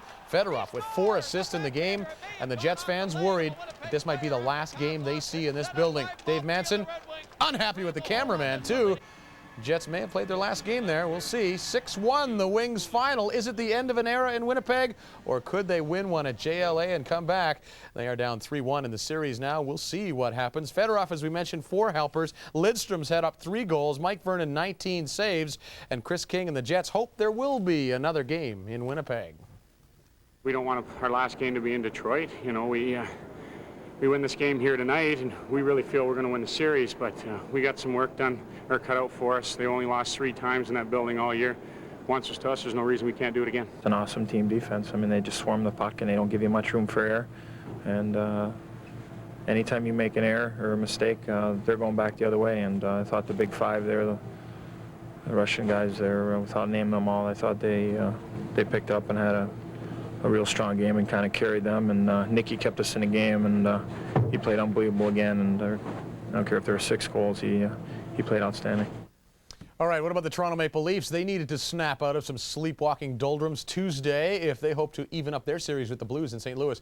A lot of talk Tuesday that forward Matt Sundin is the sleepiest of all out there. He's a proven NHL talent, but not scoring like the Leafs need him to in the postseason. Would he step up in Game 4? Well, early on, he's behind the net, has trouble with the puck, and also has trouble eluding Charlie Huddy, who's not exactly a big bruising defenseman. Still in the first, the Leafs on the power play. Mike Gartner whacked in the face by Huddy. No call. Blues get possession and go the other way, and they score. They make it 1-0. Pronger's shot deflected in by Corson right there. Bad break for the Leafs. They wanted the penalty. More bad breaks for Toronto. Doug Gilmour will get the puck to Wendell Clark, who busts toward the net here and knocks the puck in on John Casey while being pulled down. The Leafs think they've tied it, but Andy Van Hellemond says he blew the whistle for the penalty. Why he was blowing the whistle, I don't know, but listen to this. The whistle blew after the puck went in the net. Whoa. You saw it, you be the judge, but Van Hellemond missed it on that one. Leafs denied a goal. 45 seconds into the second. Blues add to their lead. Gretzky to Brett Hull. His one-timer stopped. Nobody stops Corson as he chugs in and smacks the rebound home. 2-0 Blues. Then with 6 seconds left in the second, St. Louis will get another. Hull steals the puck, busts around Larry Murphy, and wait, and waits until Potvin is down and out. Puts it upstairs. Great goal by Hull. 3-0 Blues. Potvin played well, but started the third period on the bench.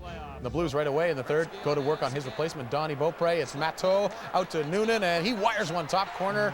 As Donnie Beaupre goes down, the puck goes up. 4-0 St. Louis. They won it by a score of 5-1, and they now lead the series 3-1. Gretzky, 3 more assists, giving him 8 for the series. John Casey, 41 saves and an assist. And afterwards, all the Maple Leafs could talk about was the refereeing.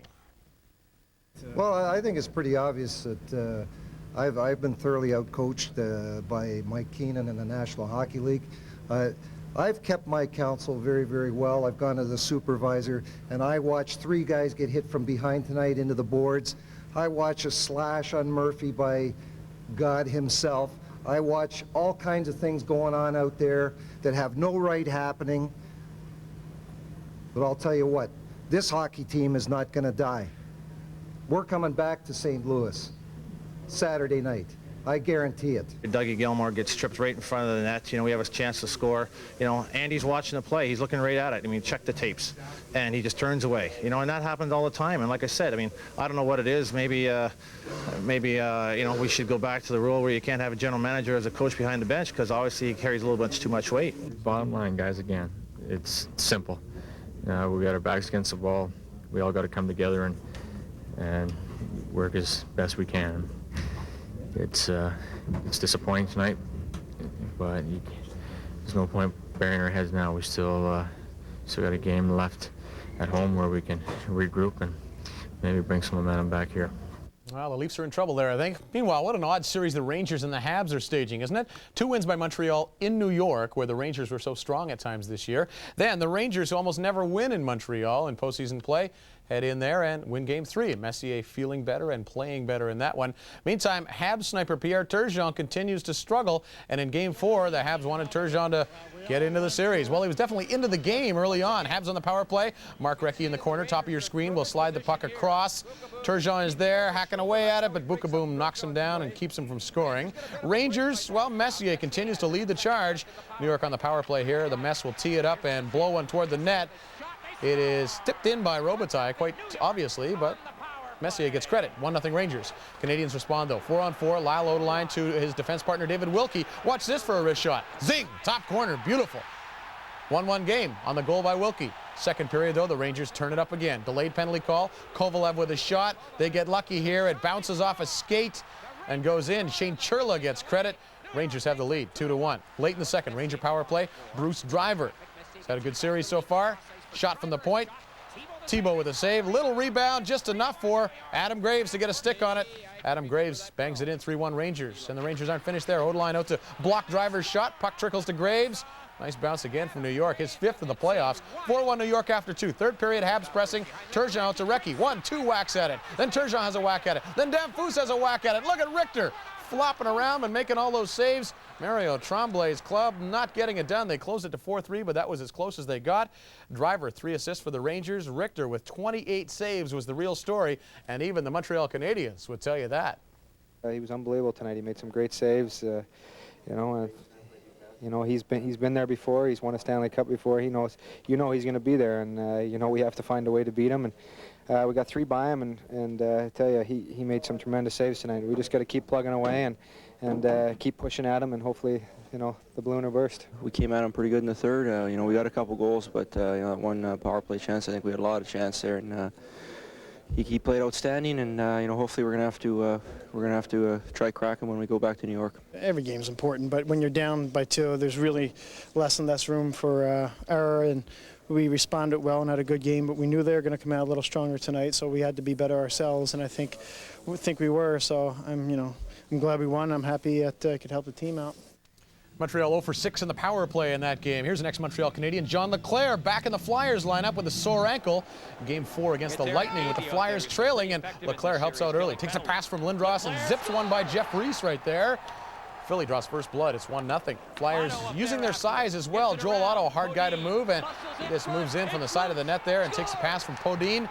Dumps it in. 2-0 Flyers. Second period. Watch this face-off. Rod Brindamore not happy with the positioning, and maybe he was right because Brian Bradley won the draw, got it back to Klima, stepped up and wired one.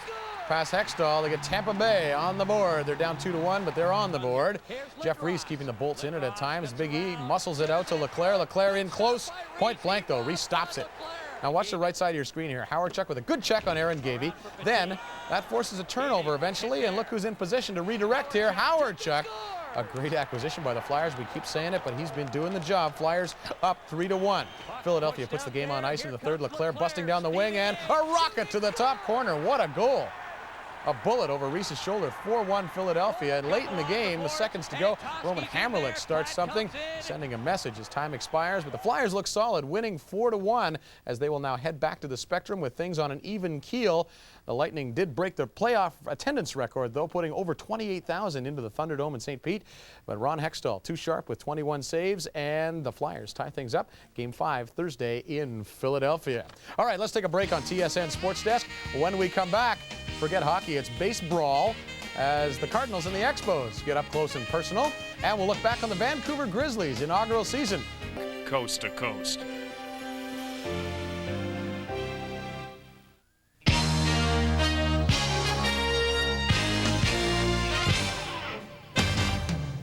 Ahead on TSN Sports Desk, even Mario gets into the playoff spirit as the Pens and Caps clash. Forget about the killer bees. What about the bees killer? B as in the Beezer. The World Hockey Championship may not be germane, but it's sure German after a huge upset win over Team Canada. The Expos hope Hank can yank one out of the fire against the Reds. The Blue Jays come out swinging as they host the A's at Skydome. Robo-kicker may be automated, but he's not motivated to play another CFL season. So pile in, everybody. Sports Desk is next. Hi, everybody. Great to welcome you to our show. I'm Michael Landsberg.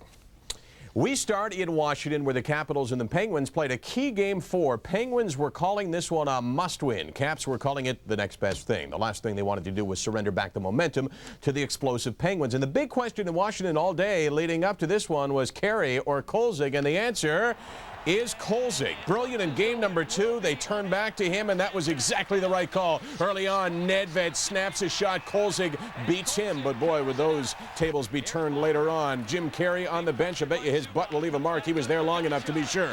Capitals have yet to score the opening goal of the series until now. Rebound squirts to Michael Pavanka, who puts it upstairs. 1-0 Washington. Ken Reggett starts the second for the Penguins. Tom Barrasso leaves with back spasms. They didn't miss him. Reggett played a great game. Key play of the second, though. Penguins shorthanded. Look at the effort by Lemieux, but there is Kolzig once again, stones him, and back the other way they come. Joe Juneau, who can set up the best.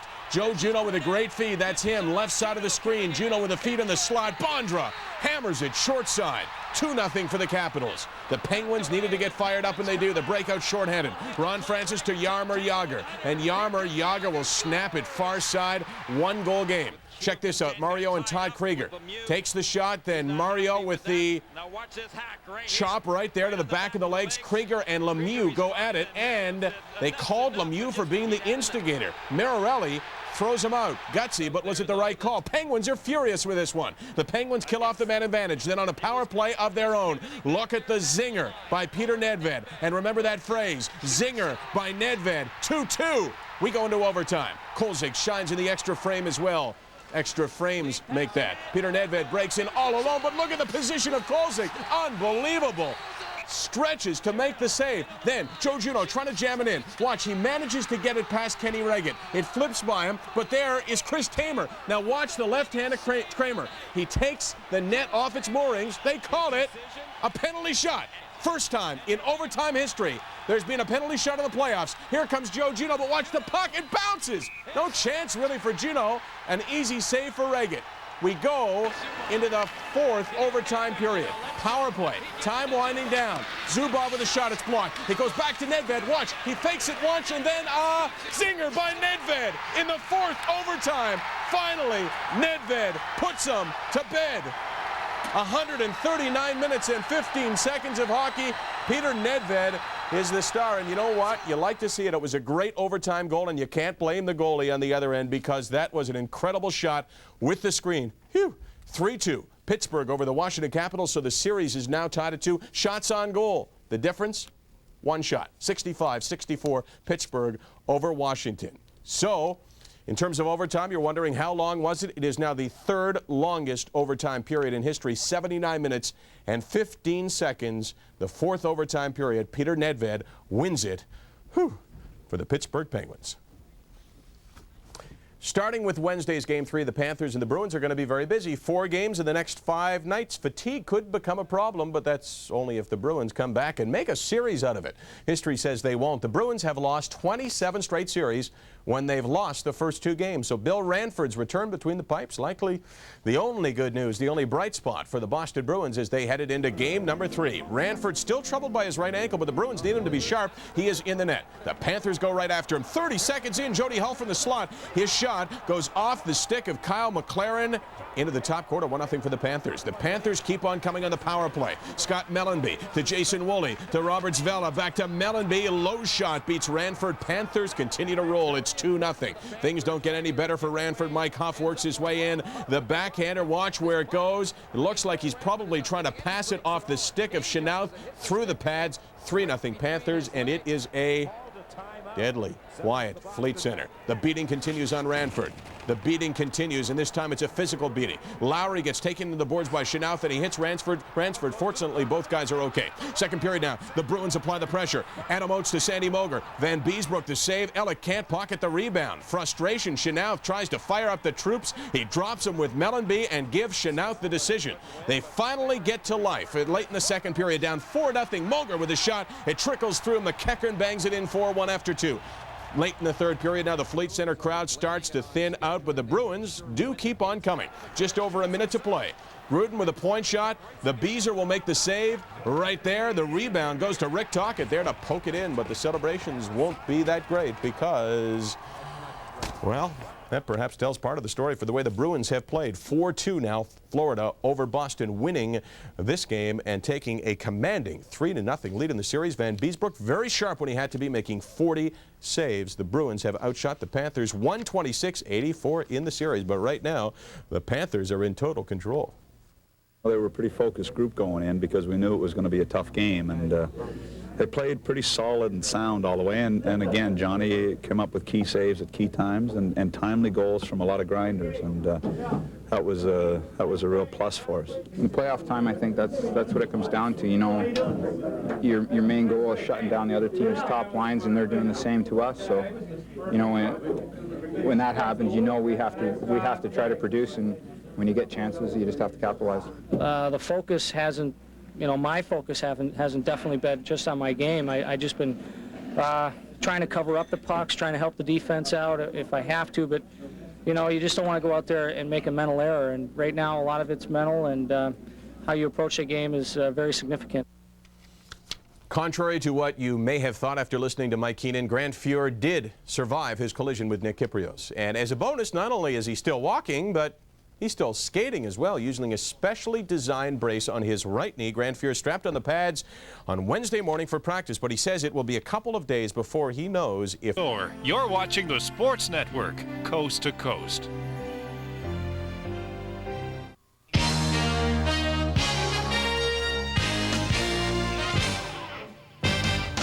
Coming up on TSN Sports Desk, the Vancouver Canucks trying not to give away the series in Colorado, while Wayne Gretzky and the Blues look to steal theirs in Toronto. Lindros dishing out a little thunder against the Lightning, and the Bruins baring their teeth against the Panthers. On the diamond, the Expos keep on shining. There's definitely magic in the air as we start to slide into the NBA playoffs. TSN Sports Desk coming up next. Hi again, everyone, and welcome again to TSN Sports Desk. I'm Brendan Connor, and glad you're along. Busy NHL playoff sked Thursday, 4 games to tell you about.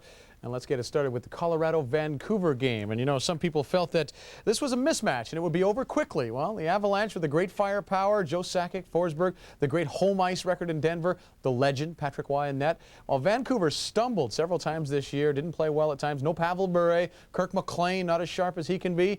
But here it is, back in Denver Thursday, tied at 2 games apiece. And Patrick Roy does have a shutout in this series. Looked in vintage form early on. Cliff Running set up in front by Jim Sandlak. But Roy will get the blocker on it, calmly steer it away. The Avalanche were buzzing Corey Hirsch, meanwhile. They were a bit off the mark, unless they were aiming for the water bottle up there. Doesn't take them long to find their range, though. Joe Sakic keeps the puck in and then snaps one from his off leg.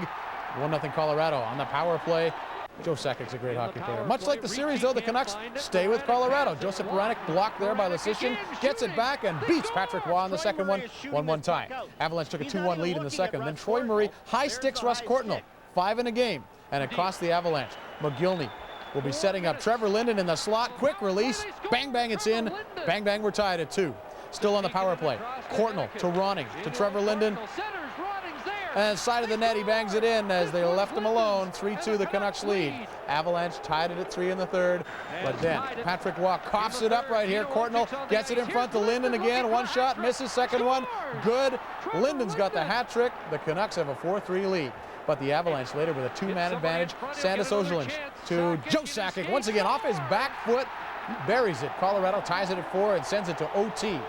And in OT, Mark Crawford knows the Avalanche have the momentum necessary. And sure enough, less than a minute into overtime, great saves in front by Corey Hirsch. Got the blocking pad up in the air. But look at Joe Sakic from the bad angle here. Takes the drop from Ozelin. Bad angle, but he snaps it home. There's your game winner. Joe Sakic's got the hat trick, and the Avalanche bench erupts, and they get a 5-4 win. They take a 3-2 series lead. Joe Sakic with a hat trick, Linden with a hat trick. Sakic now with 6 goals in the series, and he is definitely the man for Colorado. All we talked about in between third period and overtime was getting the puck on net. You never know what happens. We saw that last night with Pittsburgh, and just had the puck. There was traffic in front and shot it. I should have played that puck and get it out of the zone, and then it went bounced right on the stick of that guy in the slot, and they scored, put it 4-3. But we bounced back again, and Joey was unbelievable tonight. He's been the story of that game. It was a tough loss, no question about it, but like I said, we got to regroup and stay positive, work hard, and tonight could have went either way. We're not out of this thing yet. You know, we force, if we win on Saturday, we force a Game 7 where anything can happen. With this overtime win, the Avalanche now lead the series 3-2. But more importantly, they are now just 1 victory away from winning their first playoff series in 9 long years. Game 6 goes Saturday night in Vancouver. David Pratt, TSN, Denver. Well, after Game 4 loss in St. Louis, Toronto coach Nick Beverley guaranteed a win in Game 5 back in Toronto and said his team would return to St. Louis for a Game 6. Those are brave words, but Beverley knew he needed to do something to light a fire under his team. It would be terrible for the franchise if they were to bow out in the first round at home on Thursday against St. Louis. And the Leafs find themselves down 2-0 early, and they know time is ticking away on the season. They need to respond. Trailing 2-1. Doug Gilmour tries to center, deflects off Chris Pronger's stick, and trickles in past Casey. Leafs tied at 2 on a fluky one. Casey felt he should have had that. Said, maybe if I had a better stick. Can you get me a better one? The new wood doesn't help, though. Ty Domi to Todd Warner. One shot save. Warner hacking away at it till finally he stuffs it in as he gets knocked down. Toronto scores 3 goals in 4 minutes, and they take a 1-goal lead. But the Blues come back in the second. Glenn Anderson's shot here, redirected just enough by Peter Zezel. And it gets by Felix Potvin, 3-3 tie. Stayed like that till late in the second. Off the draw, Gagne will be stopped here. Mike Gartner, though, tucks the backhand in his second of the game. Toronto back in front, 4-3. The Leafs had all sorts of chances to put this away in the third. Wendell Clark sets up Doug Gilmour in front. But a good save there by Casey as he just stayed with Gilmore. Toronto carried the 1-goal lead into the final minute. Bad clearing attempt by Schneider there. Al McInnes will make him pay. Look at the clock. 13 seconds left as he rips that one by Potvin. And they send it into overtime. As the puck went in, both Pronger and Sundin collided. Sundin did not return. He has a tender knee that'll be re-examined on Friday. Pronger did return with a cut on his face. In the extra frame, Wendell Clark with a shot. Gilmore rebound, slides it across the crease, and Gartner there again. That was a power play marker. And his third of the game. Mike Gartner is the savior for Toronto in this one as he gets the win for the Maple Leafs. 5-4, and they do stay alive, and they will go back to St. Louis. And Gartner has 3 career playoff hat tricks, and he probably thinks that this is about the biggest. We stuck to our game plan. Even when we were down 2-0, we stuck to what we wanted to do, and it worked for us. We got the puck in deep. We took the body more often than we have during the first part of this series, and that's what we want to do. That's what we have to do. You're not going to win games on the road by giving up 2-goal leads. They played with a lot more intensity when we did at opportune times, and as a result, they won the hockey game. Well, we came out and did the things we wanted to do at the beginning. When you get a 2-0 lead in a crucial game, you got to, bear down and get the next one, and we didn't do that. Before we knew it, we were in a dogfight, and against a team like that, it's just tough to give them life, and we gave them a little bit of life, and they took advantage of it. Guarantee that the fans should be getting their tickets for Monday night here in Toronto. Leafs coach Nick Beverly guaranteed the win, and his players went out and made it happen. But it's going to take more than one big effort to take this series. The big test will come Saturday night in Game 6, when the Leafs will have to go into the Kiel Center and beat the Blues. And winning at the Kiel Center is something that the Leafs have not been able to do so far in this playoff series. Teresa Herger, TSN, Toronto. All right, thanks, Teresa. Tampa Bay Lightning had goalie Darren Pupa back from back spasms as they went to Philly Thursday for Game 5 of their series with the Flyers. Now, Pupa, one of the keys to Tampa Bay's good play. The other was supposed to be the Lightning power play performance. 4th best power play in the NHL, but 3 for 22 in this series after the 4 games so far. And this guy, Eric Lindros, has been worked over by the Lightning in this series. And on this night, he would do some working over as well. The Big E comes out throwing his weight around, drilling Ulanov right there.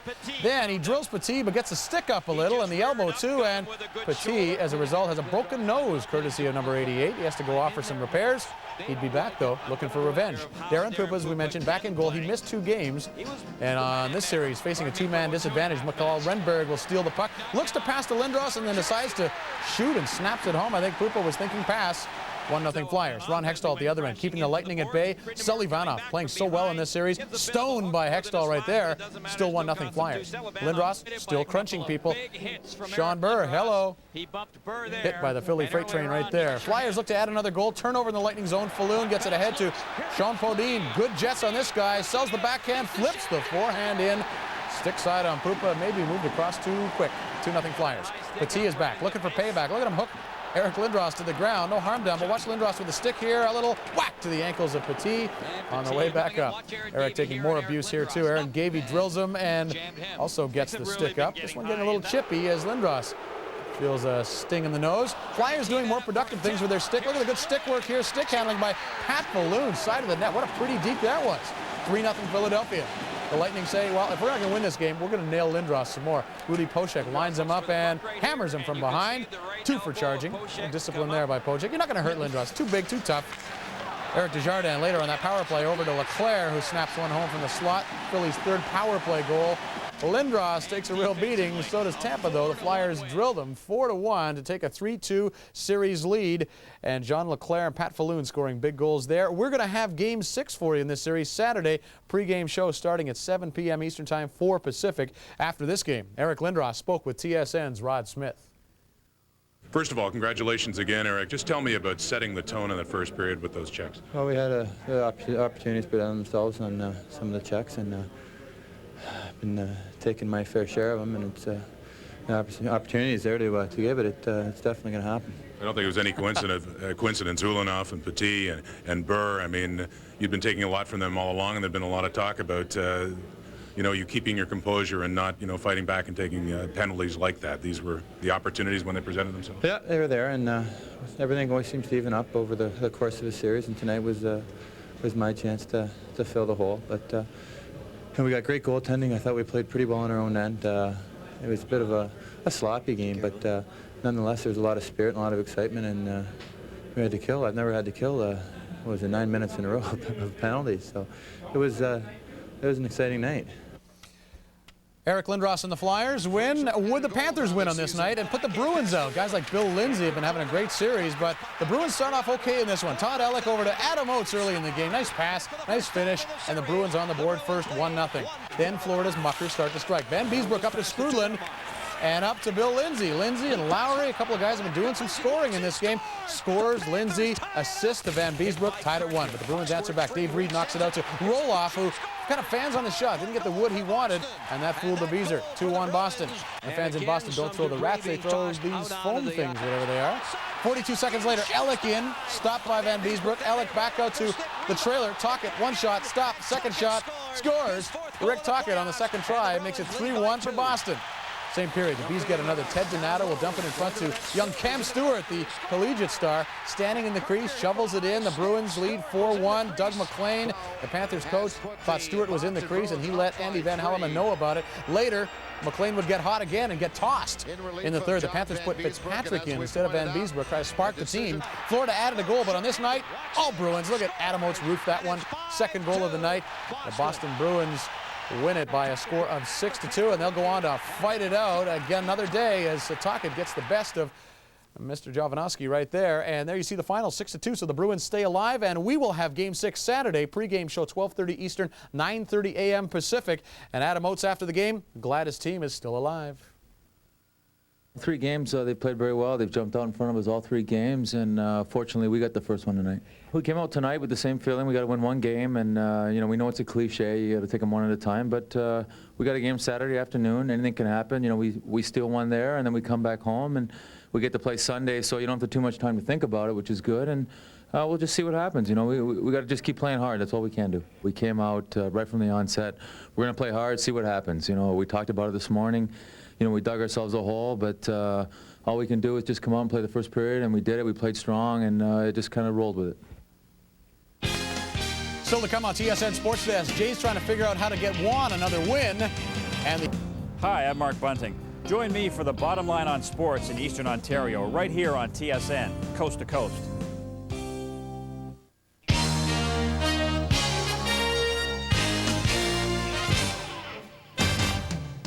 Coming up on TSN Sports Desk, the Jets throw everything they have at the Red Wings, while Momesso plays Mr. Aggresso in Game 5 against the Canadiens. Nedved, the catalyst again as the Caps and the Pens go back at it.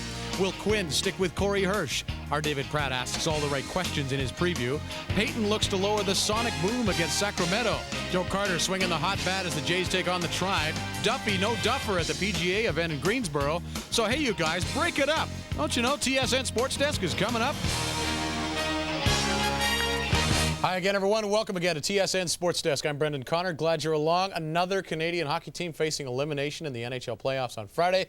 Let us start right there, because pretty much everybody had given up on the Winnipeg Jets, really. Put them in the Aviation Museum, bring on the Cactus and the Phoenix Coyotes. I mean, how could you expect the Winnipeg Jets, lowest seed in the West, to walk into Detroit, where the Red Wings hardly ever lose, facing elimination and extinction, and win and beat the Red Wings and extend the series? Well, goaltending goes a long way in the playoffs, you've heard it said. Might this be the last game we see the Jets uniforms out there in the NHL while they get a blow early? Craig Muni with a nice check at center ice, standing up Keith Primo. Puck comes to Captain Chris King, and he collides knees with Fedorov. Knee to knee. Fedorov's okay. King is not. Ouch. He would leave and not return. Best player for the Jets, easily, Nikolai Habibulin, the young goaltender. Dave Manson gives up the puck in the neutral zone. Dino Ciccarelli and Primo going in, 2-on-0. Primo robbed by the great pad save there by Habibulin. Moments later, Slava Kozlov sent in alone. Habibulin this time waiting, and didn't look like it, but he did make that save with his pad. Jets just 3 shots in the first, but one of the best chances, Mike Eastwood makes Chris Osgood stay sharp, as he has to close the 5-hole right there. Second period, Eastwood blocks the clearing attempt to Daryl Shannon. A wrister from the slot through a crowd. Scores. The Jets have the lead in Detroit, 1-0. Red Wings later pressing for the equalizer. Primo's shot looks like it's going in, but Alexei Zhamnov will clear it off the goal line and knock it out away. Doug Brown in on a loan later, and Javi Bulin stands his ground there, stops it, gets knocked back into the net, no goal. Wings on a 5-on-3 now. Lots of time for Yzerman to find Cicerelli in front. He just redirects, and the game's tied at 1, and you know what that means when the Wings score. Out come the Octopi. Yep. Third period. Dave Manson at the point. Takes a weak shot, hits a stick and goes in. Hit the stick of Fetisov and went in. 2-1 Jets. Now time winding down. Extra attacker on for the Red Wings, but Zhamnov clears it down the ice and right into the heart of the net and right into the heart of the Red Wings. And the Jets win it 3-1. They live to battle another day. Game 6 will go Sunday in Winnipeg. You bet there'll be a whiteout there. Javi Bulin was great. A club playoff record, 51 saves. Let's get more from TSN Scott Taylor. We know we won the game because of Nick. That's the bottom line. He came up and did the job, and that's what Nicky gets paid for. 51, 52 saves that Nicky made, probably. He played great. He played great. That's what you need. You need big league goaltending. I don't think maybe he needs that many shots, but you know, he played great. Felikill was good, and Nick was good in goal, and I thought everybody worked hard, you know, and that's a pretty good hockey club that we played here tonight, and the guys battled real hard. I enjoyed tonight in the game because everything was good for us, and especially for me. They play like that on the road. They seem like they wait for their best chances all the time. They just try to hang around in games and hang around. They did that tonight, and Javi Bulin played great, and they end up getting a break in the third, where it hits our stick and goes in their own net. So, I mean, that's hockey. It happens. I mean, we're not down. We're not frustrated at all. We had great opportunities, quality opportunities in front. We've had some of them just hit them, some hit some posts, and it just didn't go in. We've got to get better. We've got to get the goals. The Detroit Red Wings had 8 power plays to the Jets 4. They had 52 shots to the Jets 19, and they had 19,983 fans in their corner. And yet somehow, thanks to Nikolai Habibulin's spectacular goaltending performance and a tireless penalty-killing unit, the Winnipeg Jets have sent this series back to the peg for Game 6. Scott Taylor, TSN, Detroit. Wings have had twice as many shots as the Jets in that series. Wow. Well, after looking razor sharp in New York, the Montreal Canadiens returned home to fall flat on their faces a couple of games at the Molson Center. Series now tied at 2-2, shifting to New York Friday night, where Mario Tremblay somehow trying to ignite the Montreal power play. It's been dead in the water, frankly. Even Tremblay finds it hard to stomach the 2-for-21 record on the power play. Things not good for Montreal early in Game 5. They're on the power play, but the Rangers score. Yari Curry with a couple of shots and a shorthanded goal, and the Rangers lead it 1-0 early. Rangers were out shooting the Habs badly in the second, and Momesso making sure they were out hitting Montreal too as he drills Brisbois first, and then we'll follow Momesso across the ice, and he will drill David Wilkie as well. Montreal seems to wake up though midway through the period. Wilkie just out of the box, gets a breakaway. Turgeon hustling to join him. Shot saved by Richter. Turgeon can't control the rebound. They'll stuff it in the wide open net. Habs keep up the pressure, but Turgeon caught for holding Bukaboom's stick here. Penalty on the play. Power play carries over to the next period, and 13 seconds in, Verbeek to Leach, and look at this shot. Upstairs, top corner on Thibault. First of the series for Leach. Rangers lead 2-0. A couple of minutes later, watch Alexei Kovalev fight off Brisbois and slip it short side. He really wrapped it around there. I think Thibault was expecting something far side. 3-0 New York. Habs come back though. Richter is down. David Wilkie behind the net. Out to Koivu. Koivu chips it in, and Montreal cuts the lead to 3-1. Then Turgeon will throw it in front to another rookie, Roy Fitzpatrick, and his first NHL goal, regular season or playoffs, has the Ranger lead cut to 1. 3-2. 3 minutes to go. Mario calls a timeout. Calls Jocelyn Thibault to the bench for the extra attacker. Habs, all kinds of pressure, all kinds of chances. Bouncing puck, can't get it to go, and the Rangers eventually clear the zone and kill off the clock, and Montreal wins this one by a score of 3-2, and they lead the series 3-2. Richter now has 30 playoff wins. That's a new Ranger record. The Habs power play, nada. Again, 2-for-25 in the series, and Vince Damphousse afterwards said, special teams make the difference. They scored shorthander and a power play goal, and again, it was a story tonight, and we have problem getting our power play going, and we got to find a way to score some goals, and it changed the game. At the beginning of the third period, when Brian Leach scored in the power play, it really gave them a big lift. And tonight, I had again I had a lot of shots, but I mean I think I did a pretty good job. I mean, when you want to have a successful team, everybody's got to do their job. I thought I did mine the best I could tonight, but unfortunately we couldn't win the game. It takes all the pieces in order to win, and I think that really starting to play well as a team right now, and I think that always is important, and guys are I guess getting their responsibilities and knowing exactly what their responsibilities are when they're on the ice, and they're responding, and because of it we're playing pretty solid hockey for 60 minutes right now. So the Rangers have the lead there. What about the Caps and the Penguins? Back at it again. Jim Schoenfeld probably saying to Fraser, can you throw Mario Lemieux out again? That really helped us last time for a while. Well, Mario got into it with Krieger the other night, and he gets into it with him again here, but this time turning the other cheek. Olaf Kolzig maybe worried about facing an angry Mario Lemieux. Why not? Mario Lemieux breaks in early. Kolzig says, I'm not going to let him shoot on me. I'm going to come out and poke check it. Well, then Nedved zips it at the net. Jim Johnson makes a save. Mario buries the rebound, though. 1-0 Pittsburgh. His first goal in the playoffs. Tons of assists, but first goal. Meantime, Kenny Reggett holding the Caps at bay again. You'll see a good save coming up on Sergei Gonchar, who jumps on the loose puck in the slot. Reggett moves with him, though, and smothers it. Caps injury woes continue. This is not for the squeamish. Don't watch if you don't like it. Yow. Pat Peake awkwardly into the boards. Broken heel. Season over. Pens later add to their lead. Nedved looking to pass the puck. Goes around the net, spots a wide open Francois Leroux. Not one of the Pens' big snipers. He gets a goal and lets you know about it, too. Pens lead 2-0. Pittsburgh gets a lucky break later. Smolinski standing all alone. He will lose control. Puck goes through the legs of Kolzig, and then Smolinski banks it in off him. And watch him do a little trash talking on the way by. Yikes. 3-0 Pittsburgh. Pens continue to use Oleg Kolzig as a 9-iron pinball cushion. Banks that one in off the goaltender. They get a little feisty later on, and that's Kolzig skating the length of the ice to take on Francois Leroux. Kolzig's a big guy, 6'3", he can handle himself, especially when the other guy's pinned. Then Schoenfeld and Brian Trottier and Eddie Johnson get into it over the glass. Schoenfeld gets tossed out for that and starts to get pelted by the Pittsburgh fans as he walks to the dressing room. He stops and says, hey, any of you want to come down and try me? Or you just want to throw stuff from up there? The Pens will be coming again in game number 6. They lead the series now 3-2 with that win. 4-1 at home. Jaromir Jagr, a goal and 2 assists. Reggett had his shutout streak snapped at 146 minutes plus. Pat Peake suffered that broken right heel. Ouch. But Reggett was once again the story. He said he was nervous out there, but that's okay.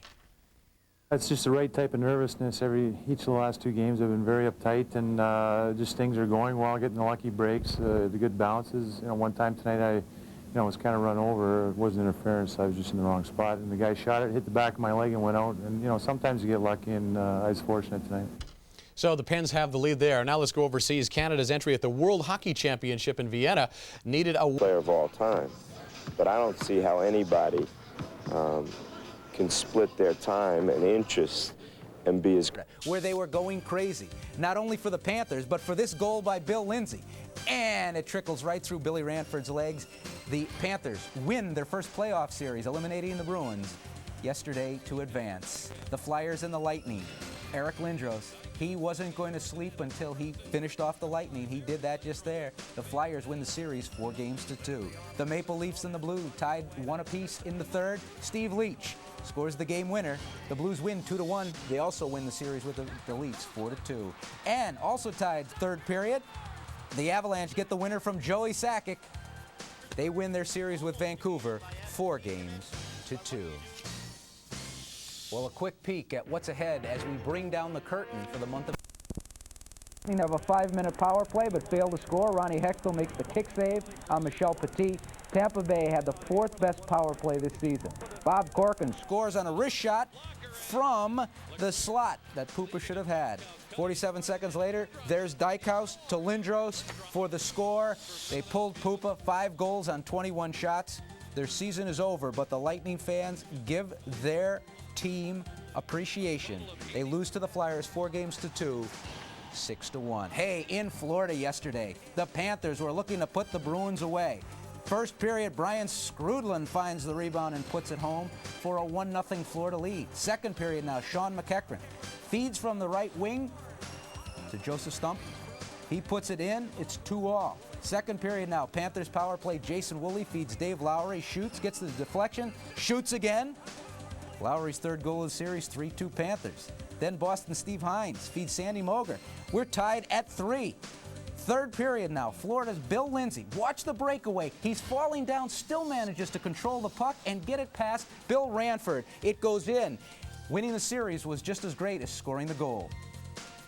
Bork was on the ice tonight, and I got lucky. Jody Hall made a huge block, and I just got around Bork and got ran for between the legs. What can I say? It's one of those things. It was a great team effort tonight. I'm just glad to see it hit the net. It was an unbelievable feeling, and the guys finished it off. It was...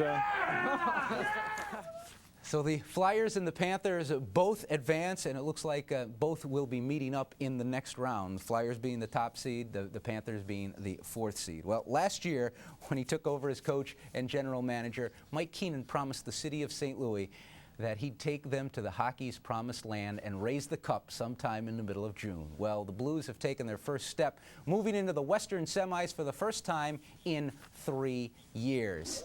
And yesterday in Toronto, against Toronto, Matt Sundin suffered an apparent knee injury in the last game. He returned, though. Intensity level picks up in the second. Adam Creighton smothers Todd Werner on the Blues bench. That's a hit that he will long remember after the season. Then it's Chris Pronger leaving his feet. Levels Ty Domi. There's the score right there. Beating John Casey was Wendell Clark, 1-0 Leafs. Jeff Courtnall rounding the net, gets the puck towards Al McInnes. He blasted past Felix Potvin. We are tied at 1.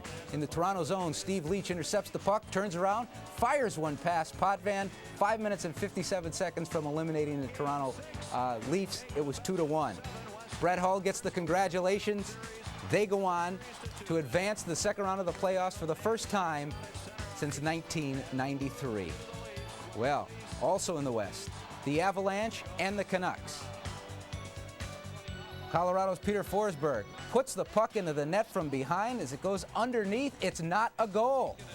Second period scoreless. Colorado's Marcus Naslund scores the power play as his passing attempt goes in off the stick of the defenseman. 1-0 Vancouver. Less than a minute later, Curtis Leschyshyn breaks in. Corey Hirsch covers up the puck nicely in the crease. The red light does not go on. They went to the replay. As you could see, Canucks, Corey Hirsch couldn't stop it there. That was the goal. Canucks on the power play. Asa Tikkanen tries to get it in, tries to get it. There's Claude Lemieux. He's trying to stuff it in. When it was all said and done, it was Joe Sakic's game winner that put the Avalanche into the next round of the playoffs, beating the Canucks 3-2, taking that series 4 games to 2. Well, with Washington on the verge of elimination, you can... From the fairways of Strathmore, Alberta, you're watching the Sports Network, coast to coast.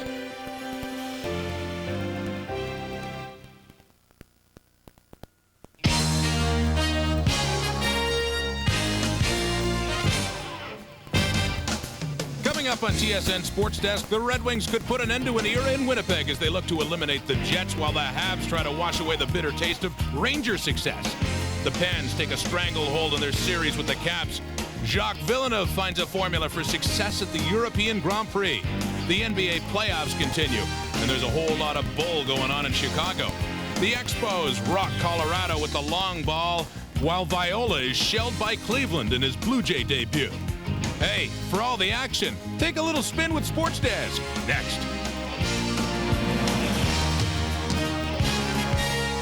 Welcome to Sports Desk. I'm Rod Smith. Only 2 Canadian teams remained in the NHL playoffs Sunday, both facing elimination. Let's begin with an ending in Winnipeg. Jets fans had already said their goodbyes several days earlier, not really counting on a Game 6. So this was a bonus game of sorts against the mighty Red Wings. One more chance for the Sea of White to see the Jets before they flew off to Phoenix. And yes, that Sea of White in the stands, but not the only sea of importance in Winnipeg. Captain Chris King out with a knee injury. There's an old familiar captain. Keith Tkachuk dons the C one more time. Jets fans, a little something to cheer about early. Craig Muni just lowers the boom on Kirk Maltby. Clean hip check. Despite the white sea in the stands, a sea of red there. Putting Detroit on the board first, that is Slava Kozlov and his old friend Habibulin. 1-0 Wings. Kozlov, a little good work in the first again, battling with Dave Manson, finds the open spot, and it squirts right to him. Scores his second of the game, and it's 2-0. And that's not all. Keith Primo working behind the net, spotting Stevie Yzerman, who pops it in, and the Red Wings are going away 3-0 after 1. Scare for the Wings in the second. Dave Manson, the two-hander on the back of Sergei Fedorov's leg, goes down like he's been shot. Training staff comes to his aid. Fortunately not hurt, and Dave Manson thinks a little bit of theatrics there. I don't think he was hurt at all. The Jets try to battle elimination in the third. Igor Korolev spotting Norm McIver there, beating Mike Vernon. And the fans are back in at 3-1. But the dream dies officially right here into the empty net. Keith Primo with 15 seconds to go. And a final goal, the final goal, scored at the Winnipeg Arena in the NHL anyway. And the huge ovation for the Jets, an end of an era in Winnipeg. Next stop, Phoenix. Emotion on the faces of everyone in the building. And many hockey fans everywhere saying their official goodbye to the Winnipeg Jets, who went out valiantly against a very, very good team. 4-1 the final in the game, 4-2 the final in the series. The Jets 0 for 28 on the power play. Mike Vernon had to stop only 12 shots in this one. Very sentimental day in Winnipeg, and we hear more on the day from Scott Taylor. Since 1979, the Winnipeg Jets, through good and bad, have been this small prairie city's only link with the big time. Last spring, the community tried desperately to save the team, but a lack of political vision and corporate support put an end to the dream. Sunday, the faithful, dressed in white, screamed their lungs out and said goodbye. It was a celebration, not a funeral, exactly the way it should have been. It's a very emotional day, and I don't know, it's just, we're going to miss it here, and we're going to miss the fans, we're going to miss everything they've done for us, and it won't sink in for a while. You know, it's a sad day for everybody, and you know, I feel for the people that have supported this franchise for a long, long time, and I'm proud to say that I played here and tried to, you know, give my best to the Winnipeg Jets and the city of Winnipeg, and you know, it's kind of a double-edged sword, really. I was here a short time, but I've seen the fans as a visiting team, and today's an emotional day for the fans as well as the players in this dressing room. You got to rank these fans up here amongst the best amongst any city in the league, and it's a sad day that the team has to leave. This is the first playoff series I've played against the Jets in my career. I watched them play some of the series early in the 80s, and when Dale Howardchuk was here, and got to see on TV, you know, the sea of white and the atmosphere a little bit, but it doesn't capture it unless you're here in person. On the other side, the Red Wings will now start to prepare for the St. Louis Blues, a team the Wings went 3-1-1 against this season. We watched them last night in the final game against Toronto, and they're playing extremely hard. They've got a veteran club, and John Case is playing extremely well for them also. They're going to be tough to beat. They're a good veteran hockey team with a lot of talent and guys who know what it takes to win. They're going to be unbelievable. They should, there's no question, they should go all the way. After 24 years as a professional hockey franchise, 17 as a member of the National Hockey League, the Winnipeg Jets did not die easy. Their fans are still here more than a half an hour after the game has ended. The Jets were eliminated today, but the hearts and the memories of the fans have not been eliminated. This is a tremendous hockey town that hurts dearly because it's losing its team. This has been a tremendous run for the Winnipeg Jets. For the final time, reporting from the Winnipeg Arena, I'm Scott Taylor for TSN. All right, thank you, Scott. Now, with the Jets not expected to beat out mighty Detroit, the last hope for a Canadian team to win a first-round series rested with the Canadians, who faced elimination by the New York Rangers in Montreal. Mario Tremblay with reason for concern, and you'll see why. Rangers out flying. Mark Messier across. Pat Verbeek the shot, and a goal. 1-0 New York early on, and a few minutes later in the power play, the Rangers strike again. Adam Graves will come in, take a shot and get his rebound, stuff it home. 2-0 New York. And then the Rangers next rush down the ice. Alexei Kovalev busts around the D, goes to the backhand, and just like that, it is 3-0 New York. And Mario Tremblay just sits and does the slow burn. Rangers just keep pressing. Luc Robitaille the shot, Thibault the save. Yari Curry moves in, puts it between the pipes. And Pat Jablonski, the backup, gives himself a little shower and then jumps in there in place of Thibault. 4-1 Rangers after one. Montreal climbs to within 2 early in the second. Pierre Turgeon trying to answer some of his critics, beating Mike Richter. And it's a 4-2 Ranger game, but New York answers back. Another 3-goal lead coming up here. Doug Lidster gets it back at the point. This shot will go off the butt of Patrice Brisebois by Jablonski. 5-2 Rangers to the third. Now the Habs pressing to get back into it. Turgeon, snapshot, save Richter, but Brisebois is there and puts it on by. The Rangers, however, do not let them get any closer than that. New York moving on to the second round of the playoffs for the third straight year. And they do it with a 5-3 win, taking the series 4-2. So it's the first time since 1974 that no Canadian teams will take part in the second round of the playoffs. And it is also the first time in Rangers franchise history they lost their first 2 games at home in a best-of-7 and came back to win it. Well, the Canadians do have something to look forward to, however. More on that from Michael Whalen. The Canadians may have lost to the Rangers, but they can take some measure of satisfaction in the way that their rookie players performed in this series. Particularly impressive was center Saku Koivu, who heard the Montreal fans chanting his name in game number 6 for his gritty effort throughout the playoffs. Felt good, but right after that game we lost, our season is over. That's the only thing what I want to think about now, and it's of course it's a positive thing, but it's always the team is winning and the team is losing, and today we lost. And we have a lot of guys that are at their first season or second season and first experience in the playoffs, and we have a very good core of young players, and a lot of them you'll see next year. Another player who's a definite keeper and who left an impression on both the Rangers and Montreal management was defenseman David Wilkie. Not only did Wilkie hold his own in 5-on-5 situations, but he showed definite presence on the power play. Wilkie also showed a mean streak when the occasion demanded. Well, Wilkie had an outstanding series. He was pretty dominant out there right from his end and right through on the power play, and I was really impressed on him. And then the rest of the guys I've known just from watching them play the last couple of years, and they didn't do anything differently, and I don't mean that in a bad way. They're all skilled forwards and create a lot of opportunities, and certainly they think they missed Malakoff back there to have another D to jump up and help them out, but they're going to be a dangerous team in years to come. Rory Fitzpatrick had a goal in this series. Valerie Bure showed some jump and determination, to say nothing of other young players on the Canadians like Jocelyn Thibault, Brian Savage, and Turner Stevenson.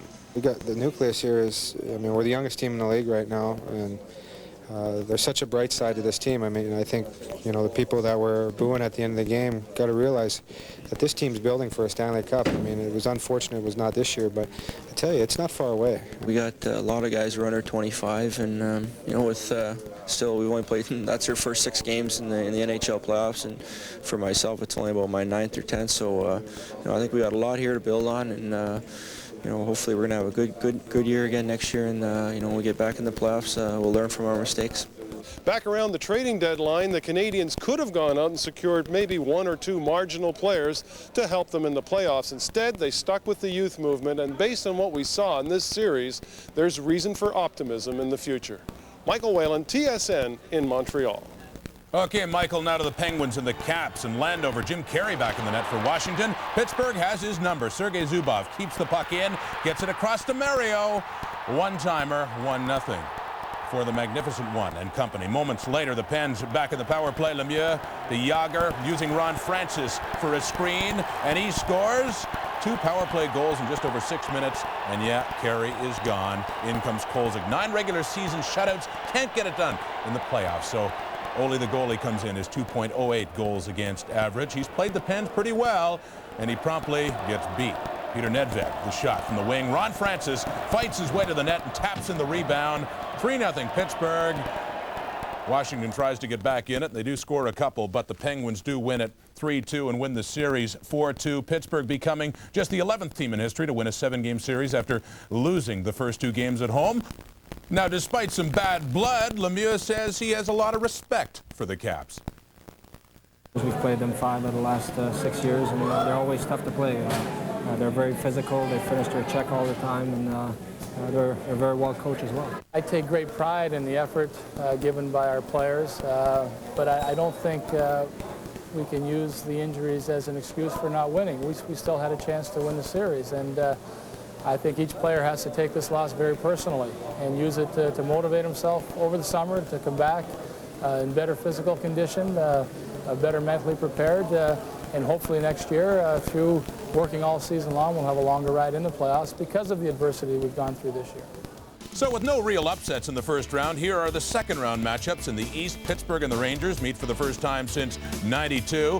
Number 1 Philadelphia will take on number 4 Florida. Of course, that's their first playoff meeting ever. In the West, St. Louis, the only team to advance without home ice advantage, takes on Detroit in one semifinal.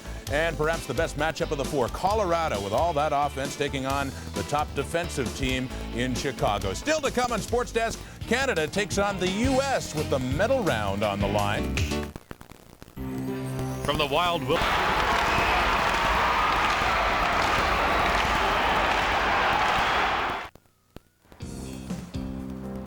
Hi, I'm Ken Chillibeck. Join me for the bottom line in sports in and around Edmonton, coast to coast.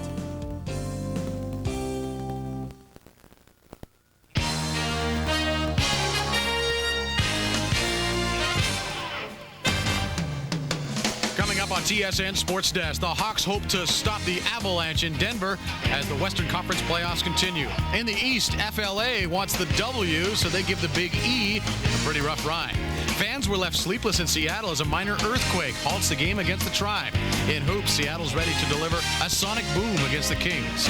Donko Jones sees the light in the Sunshine State, while Greg Moore hopes to have his cake and eat it too. You guys settle down. Sports Desk coming up next. Take that stuff outside. Hi, everybody. Welcome again to TSN Sports Desk. I'm Brendan Connor. Glad you're along for our show. Minor earthquake to tell you about in Seattle. We'll get to that in just a moment. But it was back to hockey Thursday. The NHL playoffs reconvening for the second round on a couple of different fronts. And let us start in the West.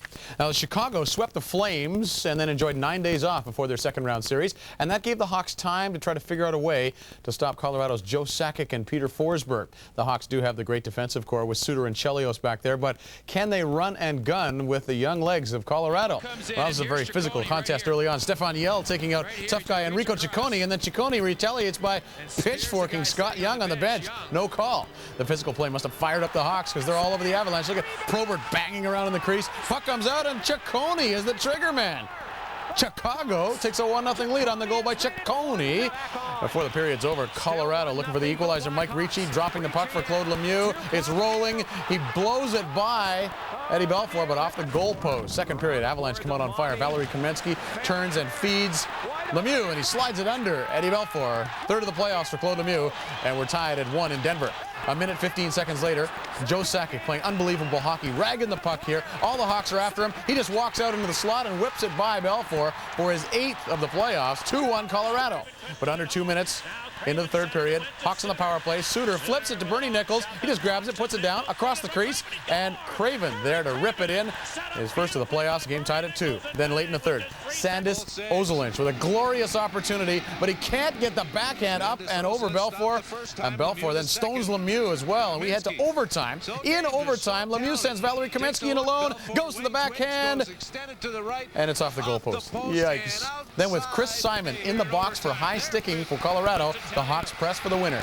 Tony Amonte with a beautiful cross-ice pass to Jeremy Roenick. The one-timer is buried, and Chicago wins this one in OT. 3-2 your final score. The loss ending Patrick Waugh's 12-game win streak in overtime, dating back to his days with the Habs, of course. Colorado managed just 2 shots on goal in the first period. Joe Sakic, though, has recorded at least 1 point in all 7 playoff games. JR potted the winner, and he says patience was his virtue on this night. As the game went on, they kind of slowed down, hitting me, and I started to pick up some more juice, and I got some good scoring chances and set the guys up a little bit. And, you know, just patience. You know what it's like in playoff hockey. You have to stay patient and won us a hockey game. I think, you know, we had momentum there in the first period. Then the second period, they scored a goal, and they scored another quick one and gave them momentum and kind of took the wind out of our sails. But, you know, we battled back. We got that power play goal by Murray. And then basically it was a pretty even game, and Eddie had to make some big saves to keep us in there. But Patrick made a few saves too to keep them in there. So Chicago has the lead in that series. What about the other one, though? Not much to choose between the Flyers and the Panthers over the course of the regular season. They met 5 times. Each team won 2 games and 1 was tied. Eric Lindros, though, held by Florida to 2 goals and 1 assist in those 5 games, and that is the kind of checking the Panthers would need here to stay alive in this series for long. John Van Beesbroek also very good against the Flyers all year. Goals against under 2 in those 5 games. The Flyers start to assert themselves early. That's Corkum drilling Jody Hull. Flyers get the best chance early. Watch Desjardins with a point shot here off the post behind the Beezer. Eric Lindros showing he'll be a physical force in this series. He drills Paul Loss here. Loss hangs on, though, bogging down Lindros from getting back into the play. In the second, the Panthers strike. Bad line change by the Flyers. Stu Barnes and Dave Lowry. 2-on-1. Barnes will keep. Go to the backhand. Upstairs on Hextall. Nice goal. 1-0 for Florida. The Panthers get the majority. Good chances later. Hextall called upon to make a good save on Garpenlov right there. Puck comes loose after the whistle. Garpenlov tucks it in. Takes a couple of slashes for that. Later, Philly on the power play.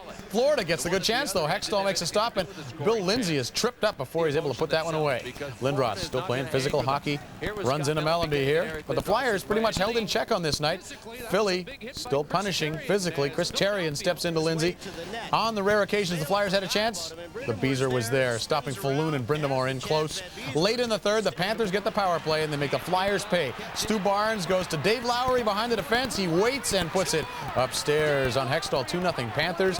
And that is how this one would finish, as John Van Beesbrook gets the shutout in the playoffs. His first shutout in playoff hockey since April of 1987. Only had to make 18 saves for his third career playoff shutout.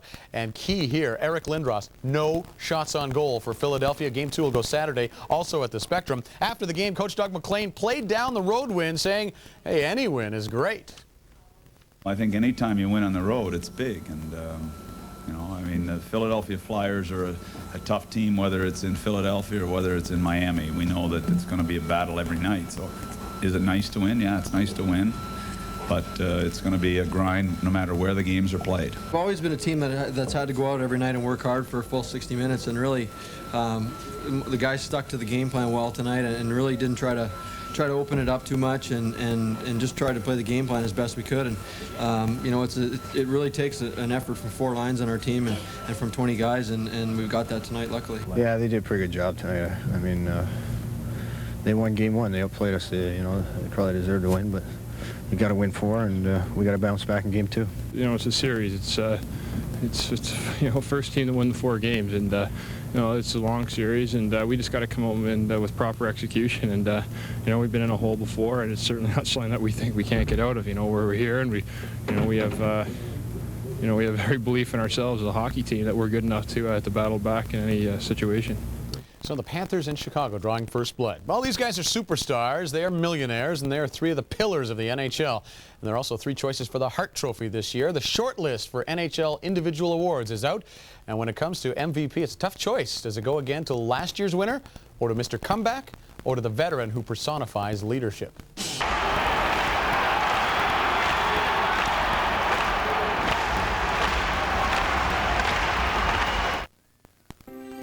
From the fairways of Strathmore, Alberta, you're watching the Sports Network, coast to coast.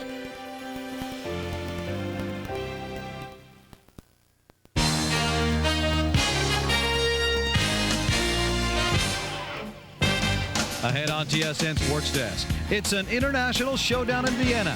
Canada and Russia square off once again in a thriller. Super Mario and his Penguins host Mets and the Rangers in a battle for the hearts of hockey fans. Charlie Huddy goes to bat for the Blues as they take on the league best Red Wings in the Motor City. Oh, how the mighty have fallen. LT is arrested on drug charges. The Admiral and the Spurs look to extinguish the Suns in NBA playoff action, and Canadian content on the mound for the Expos in Houston. So relax, settle down. Sports Desk is next. And welcome to TSN Sports Desk, everyone. I'm Gino Retta. It is nice to have you along with us. In a moment, Mario versus Messier. Second round action from the Stanley Cup playoffs. But first, to Vienna and semifinal action from the World Hockey Championship. 9 days ago, Canada was embarrassed 5-1 by Germany. Red faces all around, and a serious fear of missing the medal round entirely. But rather than folding, they forged ahead. First, they knocked off the defending champions from Finland in the quarterfinals. And Friday, they faced Russia in semifinal action. And what a game this was. First period, Russia already up by a score of 1-0 on the power play. Sergei Brylin redirects the shot past Cujo. Canadians look to be in trouble. They're down 2-0 early in the game. Second period, Canada picks it up a notch. Daryl Sidor throws it in front. Andrei Trefilov can't smother. Jason Daw puts Canada on the scoreboard 2-1. Then they quickly even it up. Steve Duchesne with the shot from the point. His blast goes off a Russian defender past Trefilov. We're all even at 2. Now, On to overtime we go. 10-minute sudden death. In the extra period, Canada with the best scoring opportunity. Paul Kariya, the blast. Trefilov with the glove hand save. So we go to a shootout. Here comes the coin toss. Russians win. They elect to shoot last. So first up, Paul Kariya. And Paul Kariya turned away by Trefilov. The first Russian shooter, Sergei Berezin. Nothing prettier than that. A 5-hole shot through Cujo. Canada down a goal in the shootout. Canada still down 1-0. Only one shooter left. Ray Ferraro has to score. He does. The shootout is all even at 1. That left it up to Cujo. Cujo must make the stop on Viktor Kozlov, or the Russians will advance to the gold medal game. Kozlov in, kicked away. So now we go to sudden death shootout. Tension on the faces of everyone involved. The Russians shoot first this time around. Berezin again, in on Joseph, and it's good. It's now do or die for Canada. Paul Kariya, all the pressure. Kariya scores and keeps Canada's hopes alive. So once again, it was the Russians' turn. Valery Karpov, the shooter. Curtis Joseph with the huge save, just enough of it to knock it over the net. Now it's all to Yannick Perreault. Scores, they win. Yannick Perreault scores, and they do indeed win. Team Canada celebrates. Down 2-0, they tie it at 2, go to overtime, and then finally to a shootout. Canada advances to the gold medal game. Russia actually outshot Canada 16-7 in the third period of play, but Curtis Joseph was simply brilliant. After the game, Yannick Perreault described his game-winning goal. I wanted to let him make the first move, and I drove his shoulder down, he went down, and after that I just tried to go top shelf, and I was pretty happy when I saw the puck went in. Got some great hands, and I really thought he'd have a good chance to score, so I was just hoping he would, and he came through in the clutch. Have you ever been through anything like this before?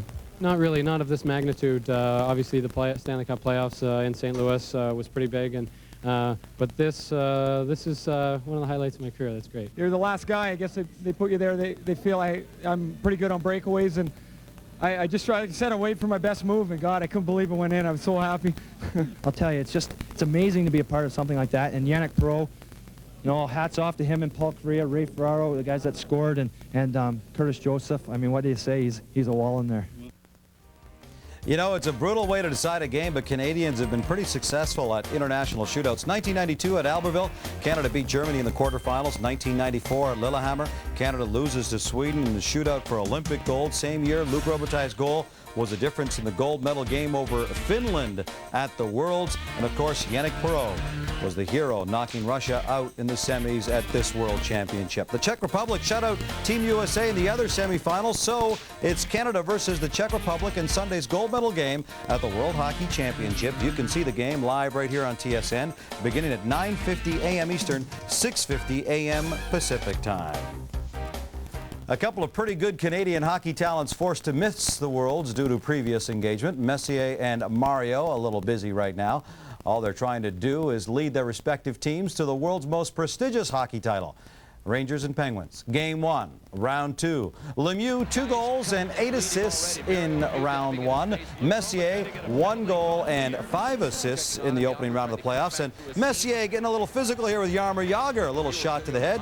Jagr goes to the bench, but he would return. The Rangers keep taking to the Penguins. Luc Robitaille feeds Jari Kurri, but Ken Reggett makes the big stop.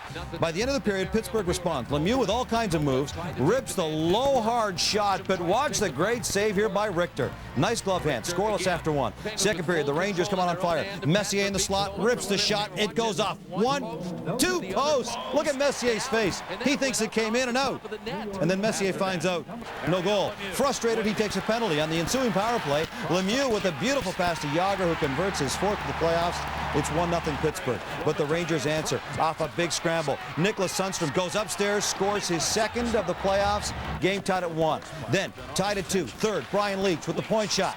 Tipped by Mark Messier. The Rangers go out in front by a score of 3-2. Moments later, the Pens come out 2-on-1. Glenn Murray feeds Dave Roach. buries it. His second of the playoffs. Pittsburgh ties it at 3. Then late in the game, the Pens offense gets into gear. Yager with some pretty moves inside the Ranger zone. Feeds to Lemieux, who just redirects it into the wide open cage for the game-winning goal.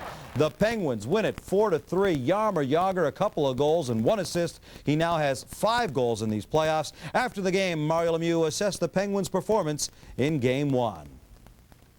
I thought we played pretty well. We made a couple dumb mistakes in our end that cost us a couple goals, but I think we have to get stronger in our end, play better as a team defensively, and if we do that, we know we can go out and score 3, 4, 5 goals a night. Well, I think we're confident that we can play better, and you know, we know what we're up against, and but I think we're really confident. I don't think we in any way played good enough in order to win, especially on the road and especially at this time of year. We let Jagr have some ice there in the neutral zone on the last goal, and then he made some room, and Lemieux was able to get free. But you know, they're good players, but you got to try and limit them as much as you can. Meanwhile, Chris Osgood got the nod for the Wings in the opener versus the Blues. Yes, he is younger and less experienced than Mike Vernon, but he has produced. His goals against average in 3 games in the opening round, 1. It won't get any easier in round 2 as he faces some of the game's best snipers in Gretzky, Hall, McGinnis. And it's a physical game as well. The bigger Blues trying to wear down the Wings. Murray Barron nails Konstantinov. Then Fedorov with a great chance. Casey gets a piece of it floating. Charlie Huddy with a brilliant defensive effort. The Wings keep it coming on the power play. Dino Ciccarelli through the traffic. Konverts 1-0 for the Wings. And the Octopi make their traditional appearance. Look at this. The Octopi removal crew actually wearing skates now. Second period, Konstantinov shot. Under Casey. Kozlov there. Loose puck scores. But you know what? Didn't count. Terry Gregson lost sight of the puck, so he blew the whistle. Osgood on fire and tested. Gretzky with the pass out in front. Shane Corson, no. Turned away by Osgood. But with the Blues on the power play, Gretzky to Hall. His shot stopped. Corson rebounds, scores this time. It's 1-1. The Wings swarming in on Casey again. Darren McCarty there, doorstep, loose puck. Casey can't get it. McCarty does. The Wings take a 2-1 lead. Third period, Blues in the power play. Hall in the slot. Osgood gets a piece of it, but not enough. It's all even at 2. Then Hall with another great chance. Osgood, big save. Jeff Cordnell then with the shot that gets by Osgood, catches the post. Corson there for the rebound, can't get a stick on it. Wings on the 2-on-1. Kozlov spots a trailer. Fedorov, not going to miss. 3-2 Wings. Under 30 seconds left. Gretzky with a great opportunity, but a brilliant save by Chris Osgood to hang on for the victory as Detroit wins it 3-2. What a game. A bit scrambly for the Red Wings. Paul Coffey had a couple of assists. Scotty Bowman not at all completely satisfied with this victory. We kind of, you know, stole it, I think. You know, we feel that way anyways. The goalie made some good saves in the third, and you know, I think we probably listened to people tell us how good we were for an extra day. It didn't help. We gave away the winning goal on a bad turnover, which is unfortunate, but we played very hard, and an important thing for us to take from this is that we can play better, and we played tonight. We don't panic when we're tied in the third. We don't get excited. I mean, it seems everybody else gets excited. I mean, we just keep playing and keep our poise, and we're confident we're going to get the next goal. The trouble with playoff hockey is that, you know, it's so emotional that if you lose a game, you can't get too frustrated, you can't get too far down. Yeah, it's very disappointing, it's very frustrating for a group, but we got to go into... Saves in the first period for the Beezer, John Bambies Brook, and the Panthers get onto the board first. 23 seconds to go in the period. Out front, Ray Shepard scores. Ron Extall not a very happy camper. Eric Lindros to Carl Dykhouse. This is the first goal of the Flyers in this series as they even it up 1-1. Still, the Beezer was tough, but Philadelphia would get the lead. Terry Murray. John LeClair is number 10. John LeClair gets the puck out of the scrum. Scores! First lead of the series for the Philadelphia Flyers. Eric Lindros slashes Ed Jovanovski. Third period, no call. No call. And then Eric, in a tie game, gets the game-winning goal for Eric Lindros. About a minute to go, Eric gets the stick up again, this time cracking Stu Barnes in the face, drawing blood. No call. No call. Florida saying, what's this no call stuff on that 88 guy?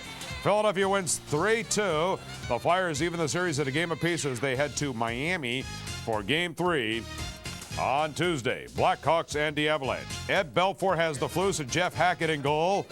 And maybe Eddie knew something. Valerie Kamensky off a Chicago skate into the net, ties the game 1-1. A minute later, on the rebound, Craig Wallinen scores. It's 2-1 Colorado. 50-some seconds later, Joe Sakic unchecked side of the net, score. 3 goals in 2 minutes. 3 minutes later, Uwe Krupp going to pick up the loose puck, score, and it's 4-1 Avalanche. Meanwhile, Patrick Waugh at the other end. Watch the save by Patrick Waugh, sprawling out. Great work. Enrico Ciccone showing just how frustrated he is. Get away from me. Give me that. Give me that. Give me that, you. Yeah, give me that darn thing. Yeah, a bit of a frustrating night for the Blackhawks.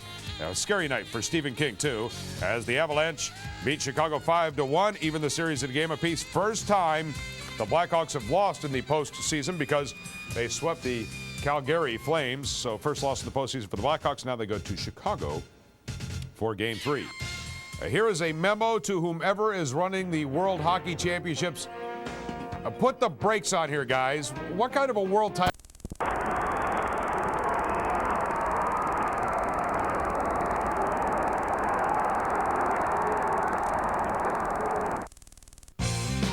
From Melfort, Saskatchewan, home to the Royal Bank Cup Junior Hockey Championship, this is TSN Coast to Coast.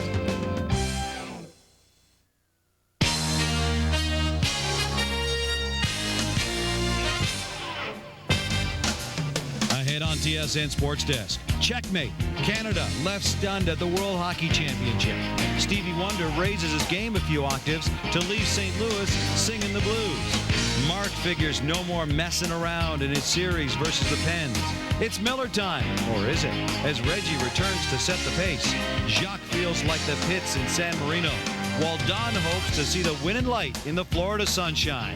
Oh, Henry Rodriguez goes deep in the heart of Texas. So stay tuned. This episode of Sports Desk is a smash. Welcome to TSN Sports Desk. I'm Gino Retta. A record performance by Stevie Y and Mario Messier. Part 2 in a moment. But first to Austria.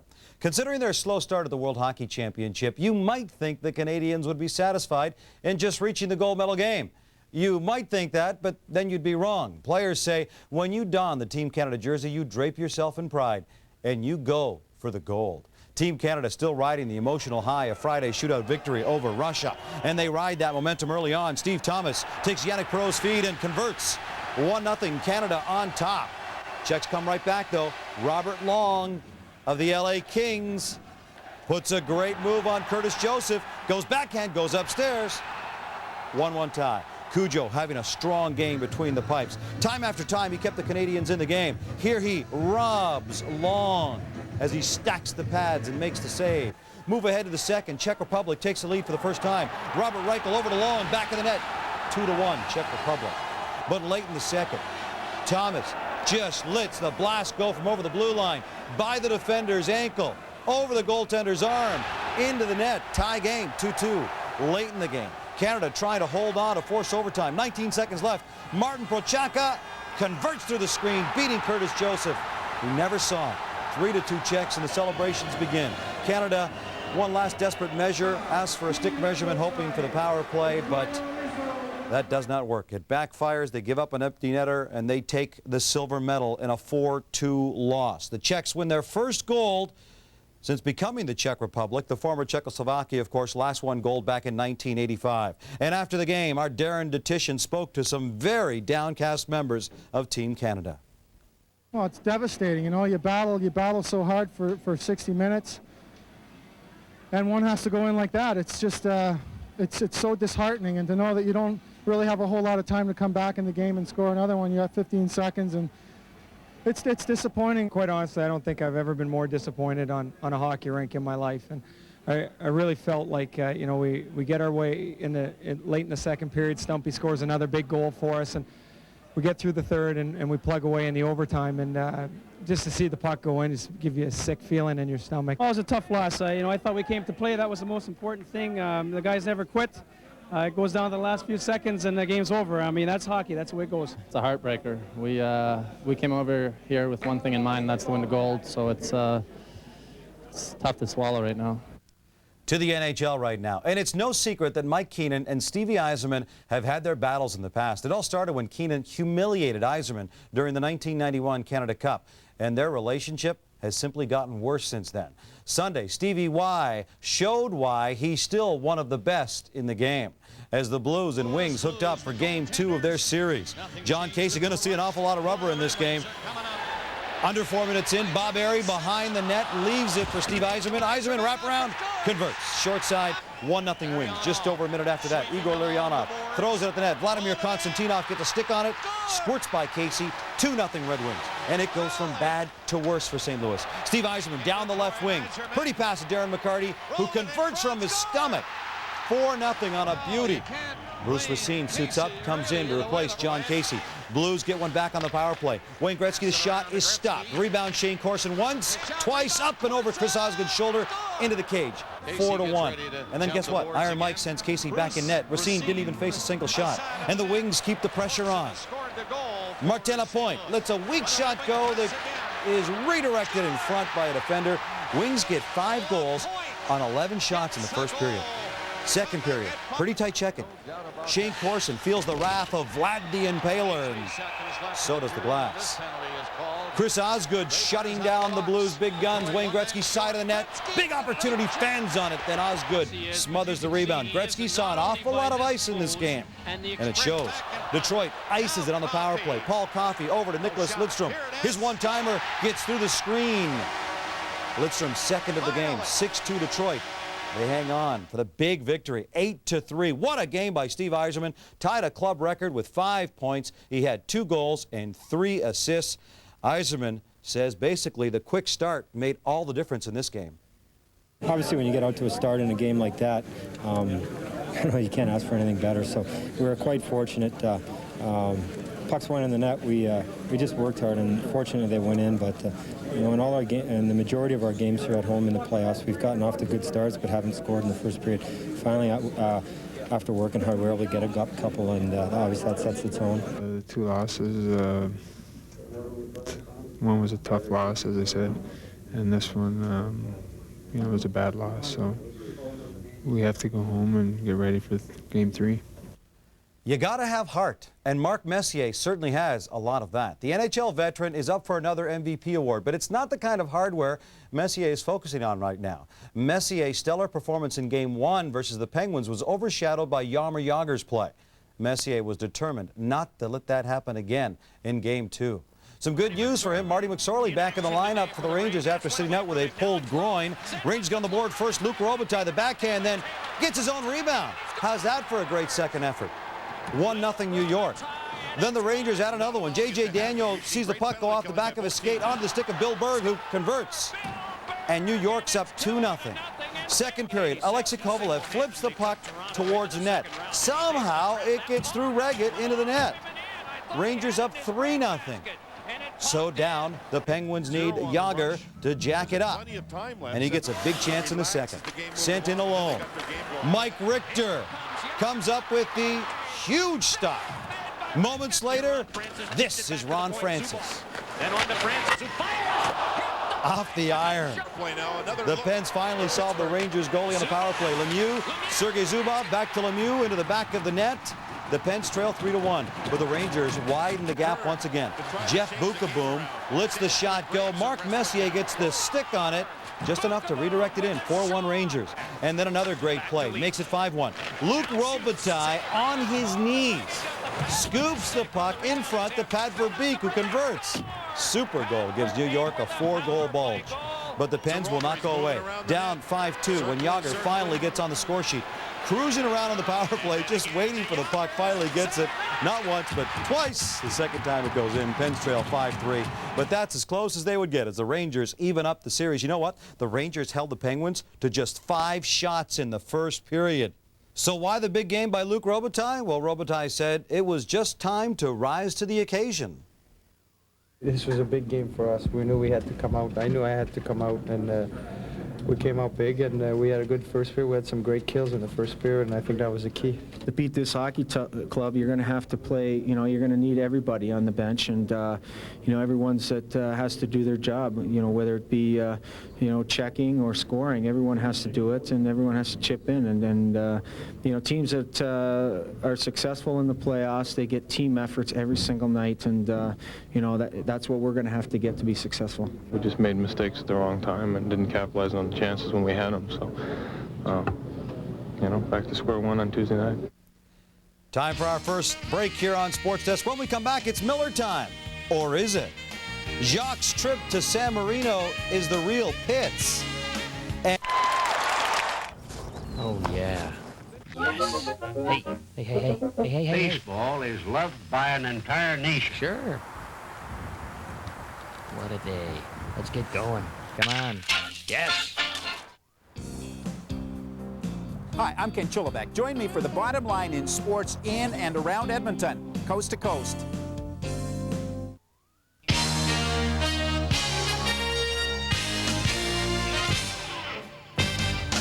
Coming up on TSN Sports Desk, lights, camera, action. Time for the big story of the day. No, not that one. It's the night's lone NHL playoff game, and it went extra time, but not much. Hi-ho silver. Team Canada's back from Vienna with some precious metal. Toronto's only big enough for one-star quarterback, so Kent Austin is sent packing to the peg. The Rockets and the Sonics get down and dirty in Game 2 of their series. FP stands for Fantastic Play at the Big O in Montreal. And our plays of the week have never been better. So why don't you find a cozy spot? Sports Desk is next. Hi again, everyone. Welcome again to TSN Sports Desk. I'm Brendan Connor. Glad you're along for the show. And let us start the show with a lone NHL playoff game from Monday. Another trip to OT for the Chicago Blackhawks. And the Hawks knocked out the Flames in triple overtime, and they're actually 2-0 this postseason when it came to playing the extra period. So if it goes to OT, no worries for the Hawks. They do worry, though, if Eddie Belfour can't go. They lost Game 2 against Colorado while Belfour was out with food poisoning. Belfour 5-0 in the postseason with a goals against average of 1.52. Chicago gives him a lead to work with. First period on the power play. Daze to Jeremy Roenick. He tips it back for Suter, and he fires one through a crowd and under Patrick Waugh. 1-0 Chicago at home. The Avalanche, though, working on Belfour. Valerie Kaminsky feeding Joe Sakic in the slot. Quick shot, but Belfour across to make the stop. Second period, Colorado finally gets on the board. Watch the great effort by Forsberg. Picks up the puck, fights off Murray Craven, and is able to tuck it up on the top shelf. Those are some good wrists, and we're tied at 1. Avalanche pouring it on later. Keane nails Jim Cummins. They cough it up, and Mike Ricci following up on a scramble stuffs the puck in. A big goal for Ricci. Only had 6 all year. 2-1 Colorado. Then on the power play, Lemieux right to Joe Sakic. Kind bounce and a zip of a wrist shot in the top corner. 3-1 Avalanche. Late in the second, the Hawks get one back, though. Murphy will walk in. Bad angle. I'm thinking Patrick Waugh was thinking pass here because, well, maybe he couldn't see anything. Look where Craven is. Anyway, count the goal for Murphy, and Waugh arguing about where Craven was standing. 3-2 Colorado after 2. Third period, the Hawks are flying. Daze sends in JR. Roenick sells the backhand, goes to the forehand. Beautiful deke. Tied at 3. The Hawks suffer quite a blow in the third, though. Tony Amonte is going to twist a knee here after the hit from Adam Foote, and he goes down in a lot of pain. Ouch. That one's tough to watch. They take him off to the room, and more on him later. This one goes to overtime, but less than a minute in. Krivokrasov with a shot after Wolanin coughed up the puck. And it goes off a stick. Stefan Yell's stick, is to be exact, and goes over the shoulder of Patrick Waugh and in, and the Hawks win again in overtime. 4-3 the final score. They take the series lead. Eddie Belfour 18 saves. He is 6-0 in postseason now. Eric Daze 2 assists for the Hawks. Joe Sakic notches his league-leading 10th goal of the playoffs, but it is Chicago with the lead. Game 4 will go Wednesday back at the United Center. Amonte, bruised right knee. They'll examine him again on Tuesday. And Craig Wolanin, who coughed up that puck, nobody felt worse after the game. By the time I got, control of the puck, and I tried to look up ice, he was right in my face, and I just didn't see him. I got to be aware of him. Can't complain about my game tonight. I mean, if I come back with another strong game like that next game, I guess our chances to win are good. But, this is just bad luck. Yeah, tough way to lose, certainly. One bad bounce. Canada, Team Canada knows all about that. They lost a chance for a gold medal in the Worlds in Vienna. A tough break and heartbreak for that team, and also a heartbreak for those of us watching here at home. The Czechs winning goal with 19 seconds to play. After time to reflect on all of it on the plane ride home, the Canadian players realized, though, they have plenty to be proud of. More from Susan Rogers.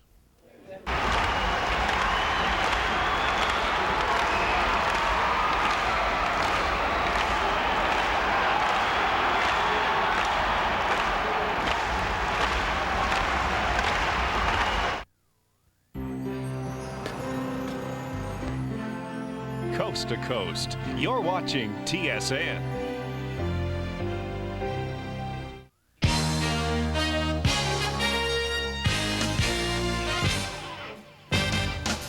Coming up on TSN Sports Desk, heads up, the Pens hope to get a couple of bounces in Manhattan, while the Big E determined to come up big in Game 3.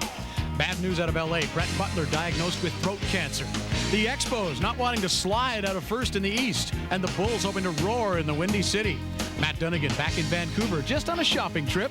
If you're tired of the rat race, come inside, join us. Sports Desk is next. Hello again and welcome again to TSN Sports Desk. I'm Brendan Connor. Glad you're along, and let us open the show with playoff hockey. A couple of games in the Eastern Conference. Rangers and the Pens will be up first. And the Rangers, I guess, had to be happy heading back to Madison Square Garden, home ice and all that for the next two games. Or were they happy? For part of this season, they were practically unbeatable there. Then came the two home ice losses in the first round of the Habs, and the Rangers actually are better on the road in the postseason. Pittsburgh rolling into the Big Apple on this night, putting on their souvenir 3rd edition jerseys. There they are, Jaromir Jagr, Mario Lemieux sitting beside each other on the same line. That'll bring positive results early. Look at Jagr bank one off Samuelson's face and in. Mario Lemieux gets some credit for the goal.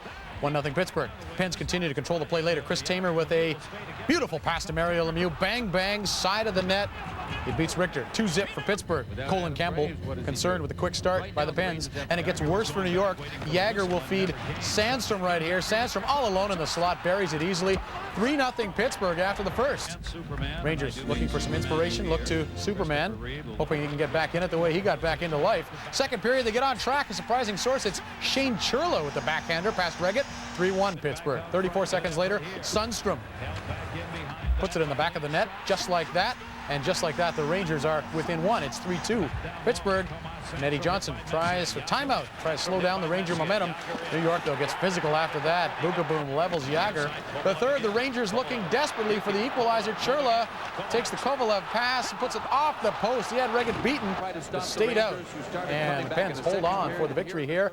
3-2 for Pittsburgh, your final score. Pens are 5-1 all-time at MSG in the playoffs. Ken Reggett, 37 saves in the Pittsburgh net. And afterwards, Colin Campbell of the Rangers says easy goals by the Pens really hurt his club. Anytime a team like this gets a goal like that, you say, geez, they even get goals the lucky way. They can produce enough the normal way, let alone get them like that. But I think we got rattled for whatever reason. They forechecked hard, and we had some turnovers, and you can't do that against this team. We expect a tough game from them on Thursday, and it's going to be a long series. Both teams are playing pretty good. We have enough experience on both sides to not let one game affect the hockey club, and it's going to be a great series. So the Pens with the lead there. Meanwhile, the other series, a lot of talk after Game 2, the loss by the Panthers to Philadelphia, about Eric Lindros and the use of his stick.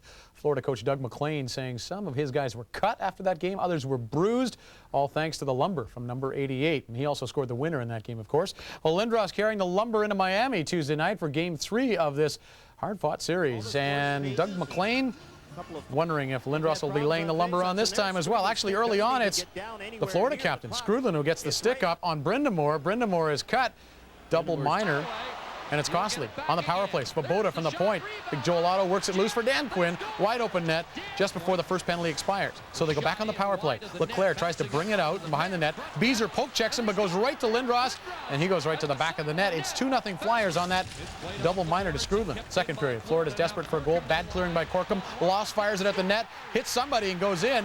Hextall thinks it was kicked in deliberately by Skrudlin, but it counts. Make it 2-1 as the ice is covered by rats in Miami. Panthers get sloppy later in their own end. Dan Quinn will center for Trent Klatt in the slot. Rhett Warner tries for the steal, doesn't work, so Klatt's got a free shot on net and puts it between the pipes. 3-1 Flyers on top. As the game ends, look at this. All kinds of chaos breaking out. Podine and Lowry going at it over there. Lindros and Jovanovski here. Hextall, Van Beesbrook. More of Podine and Lowry over the other side. Oh, Game 4 will be interesting, won't it? But Game 3 ends up 3-1 Philadelphia over Florida in Miami. Flyers outshot the Panthers 17-2 in the first period. That sort of tells the story. Dan Quinn, a 2-point night, goal and assist. Afterward, the Flyers talked about the win, but also about the abuse from the fans.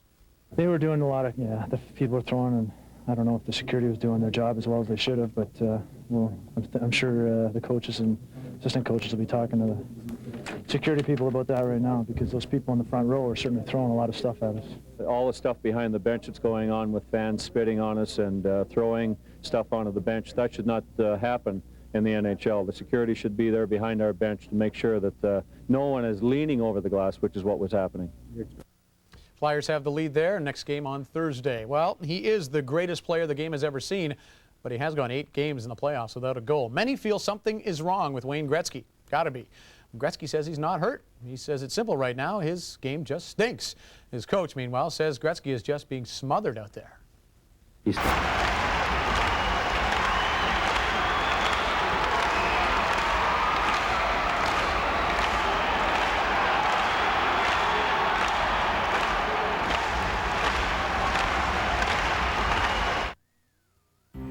From Canada's Far East, you're on TSN, Coast to Coast.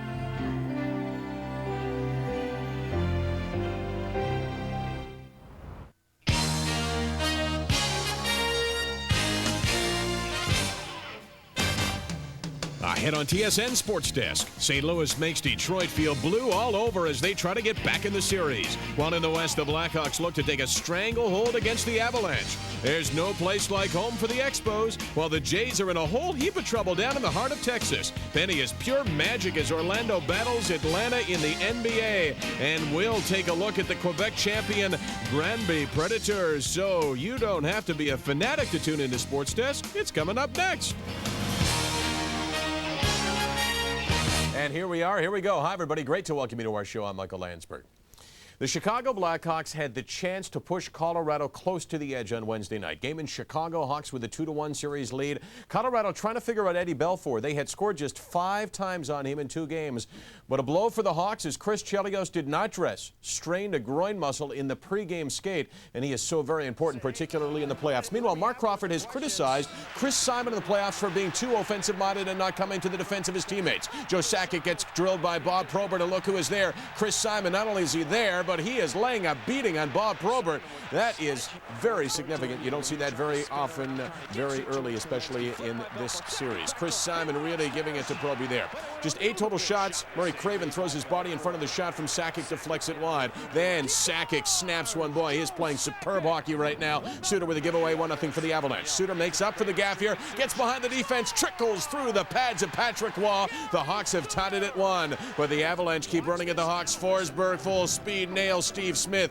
Then watch the great feed of Sandis Ozolinsh right there, but Belfour sticks the glove out. 17 saves for Eddie in the second period. Colorado frustrating the Hawks in the third period. Belfour gives the shot to Mike Ricci right there, gets the roughing penalty. Avalanche take advantage on the power play. Sakic's point shot is stopped. Kamensky bangs in the rebound. Nobody cleared him out. 2-1 for Colorado. If Chelios were on the ice, that would not have happened. Chicago comes right back. Carney's point shot redirected by Jeff Shantz. Tied at 2 into overtime for the 3rd time in this series. Look who's testing at the groin before the overtime. Chelios tried it. Wouldn't go. That would have been wonderful to have him back. Chicago gets a huge chance. Roenick on the breakaway. Hauled down from behind. You're thinking penalty shot. You're thinking at the very least penalty. Look at Roenick. What? No call. Van Hellemond trying to explain it to him. Brutal on the part of Andy Van Hellemond. Meanwhile, the Colorado Avalanche have opportunities here. Ed Belfour, incredible. 51 saves through 5 periods. For the second time in these playoffs, Chicago goes into triple OT. There will be no quadruple OT. Less than 5 minutes in, Gusarov to Joe Sakic. What a playoffs for Sakic.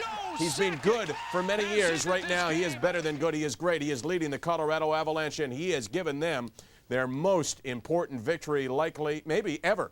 3-2, Colorado over Chicago. Sakic now with 12 goals to lead the playoff scorers. 10 of the Hawks' last 17 playoff games have gone to overtime. They're 3-1 this year, ended by Joe Sakic, and he knows how important it was.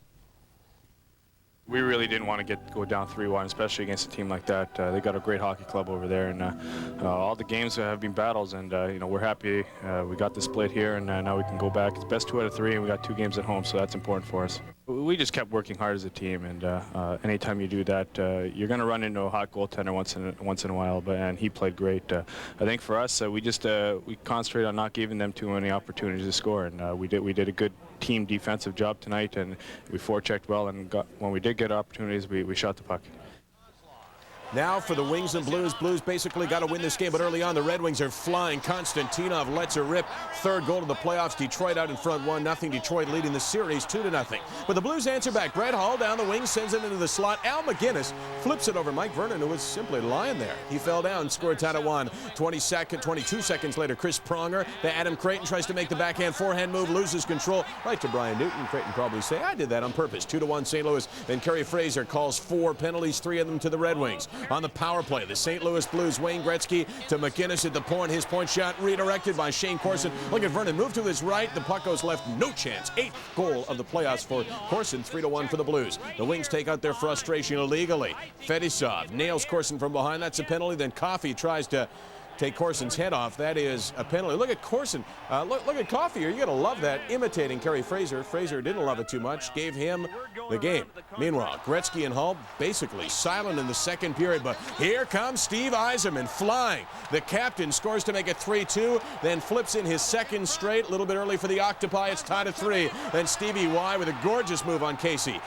Natural hat trick, 7th goal of the playoffs for Yzerman, but more importantly, the Red Wings take a 4-3 lead. Late in the game, Detroit clinging to the 1-goal lead. Tony Twist lets it go, deflected in front. Twist gets credit, 4-4 into OT. Of course, in the extra period, the Wings had the best chance. Keith Primo just robbed by Casey. Casey playing great hockey, gave him a chance to win, and they do. Look at the long shot by Kravchuk. It looked like Vernon saw it all the way, simply beaten by Igor Kravchuk. St. Louis over Detroit 5-4, so they remain in this series. If they went down 3-0, they'd be dead right now. Yzerman with his 3rd career playoff hat trick. Casey, though, 30 saves, including the huge one in OT. And as for Kravchuk, he says he was thrilled to get the OT winner. Obviously it is, because I've been kind of struggling after injury, and I trying to catch my game, so I played a little bit more than last 2 games, so I kind of got into it, and finally I got a feeling, so I'm really happy. 9 straight wins at home, a roster dominated by young, dynamic hitters. In most cities, they'd be saying, how do I get a ticket? So far in Montreal, people have been saying,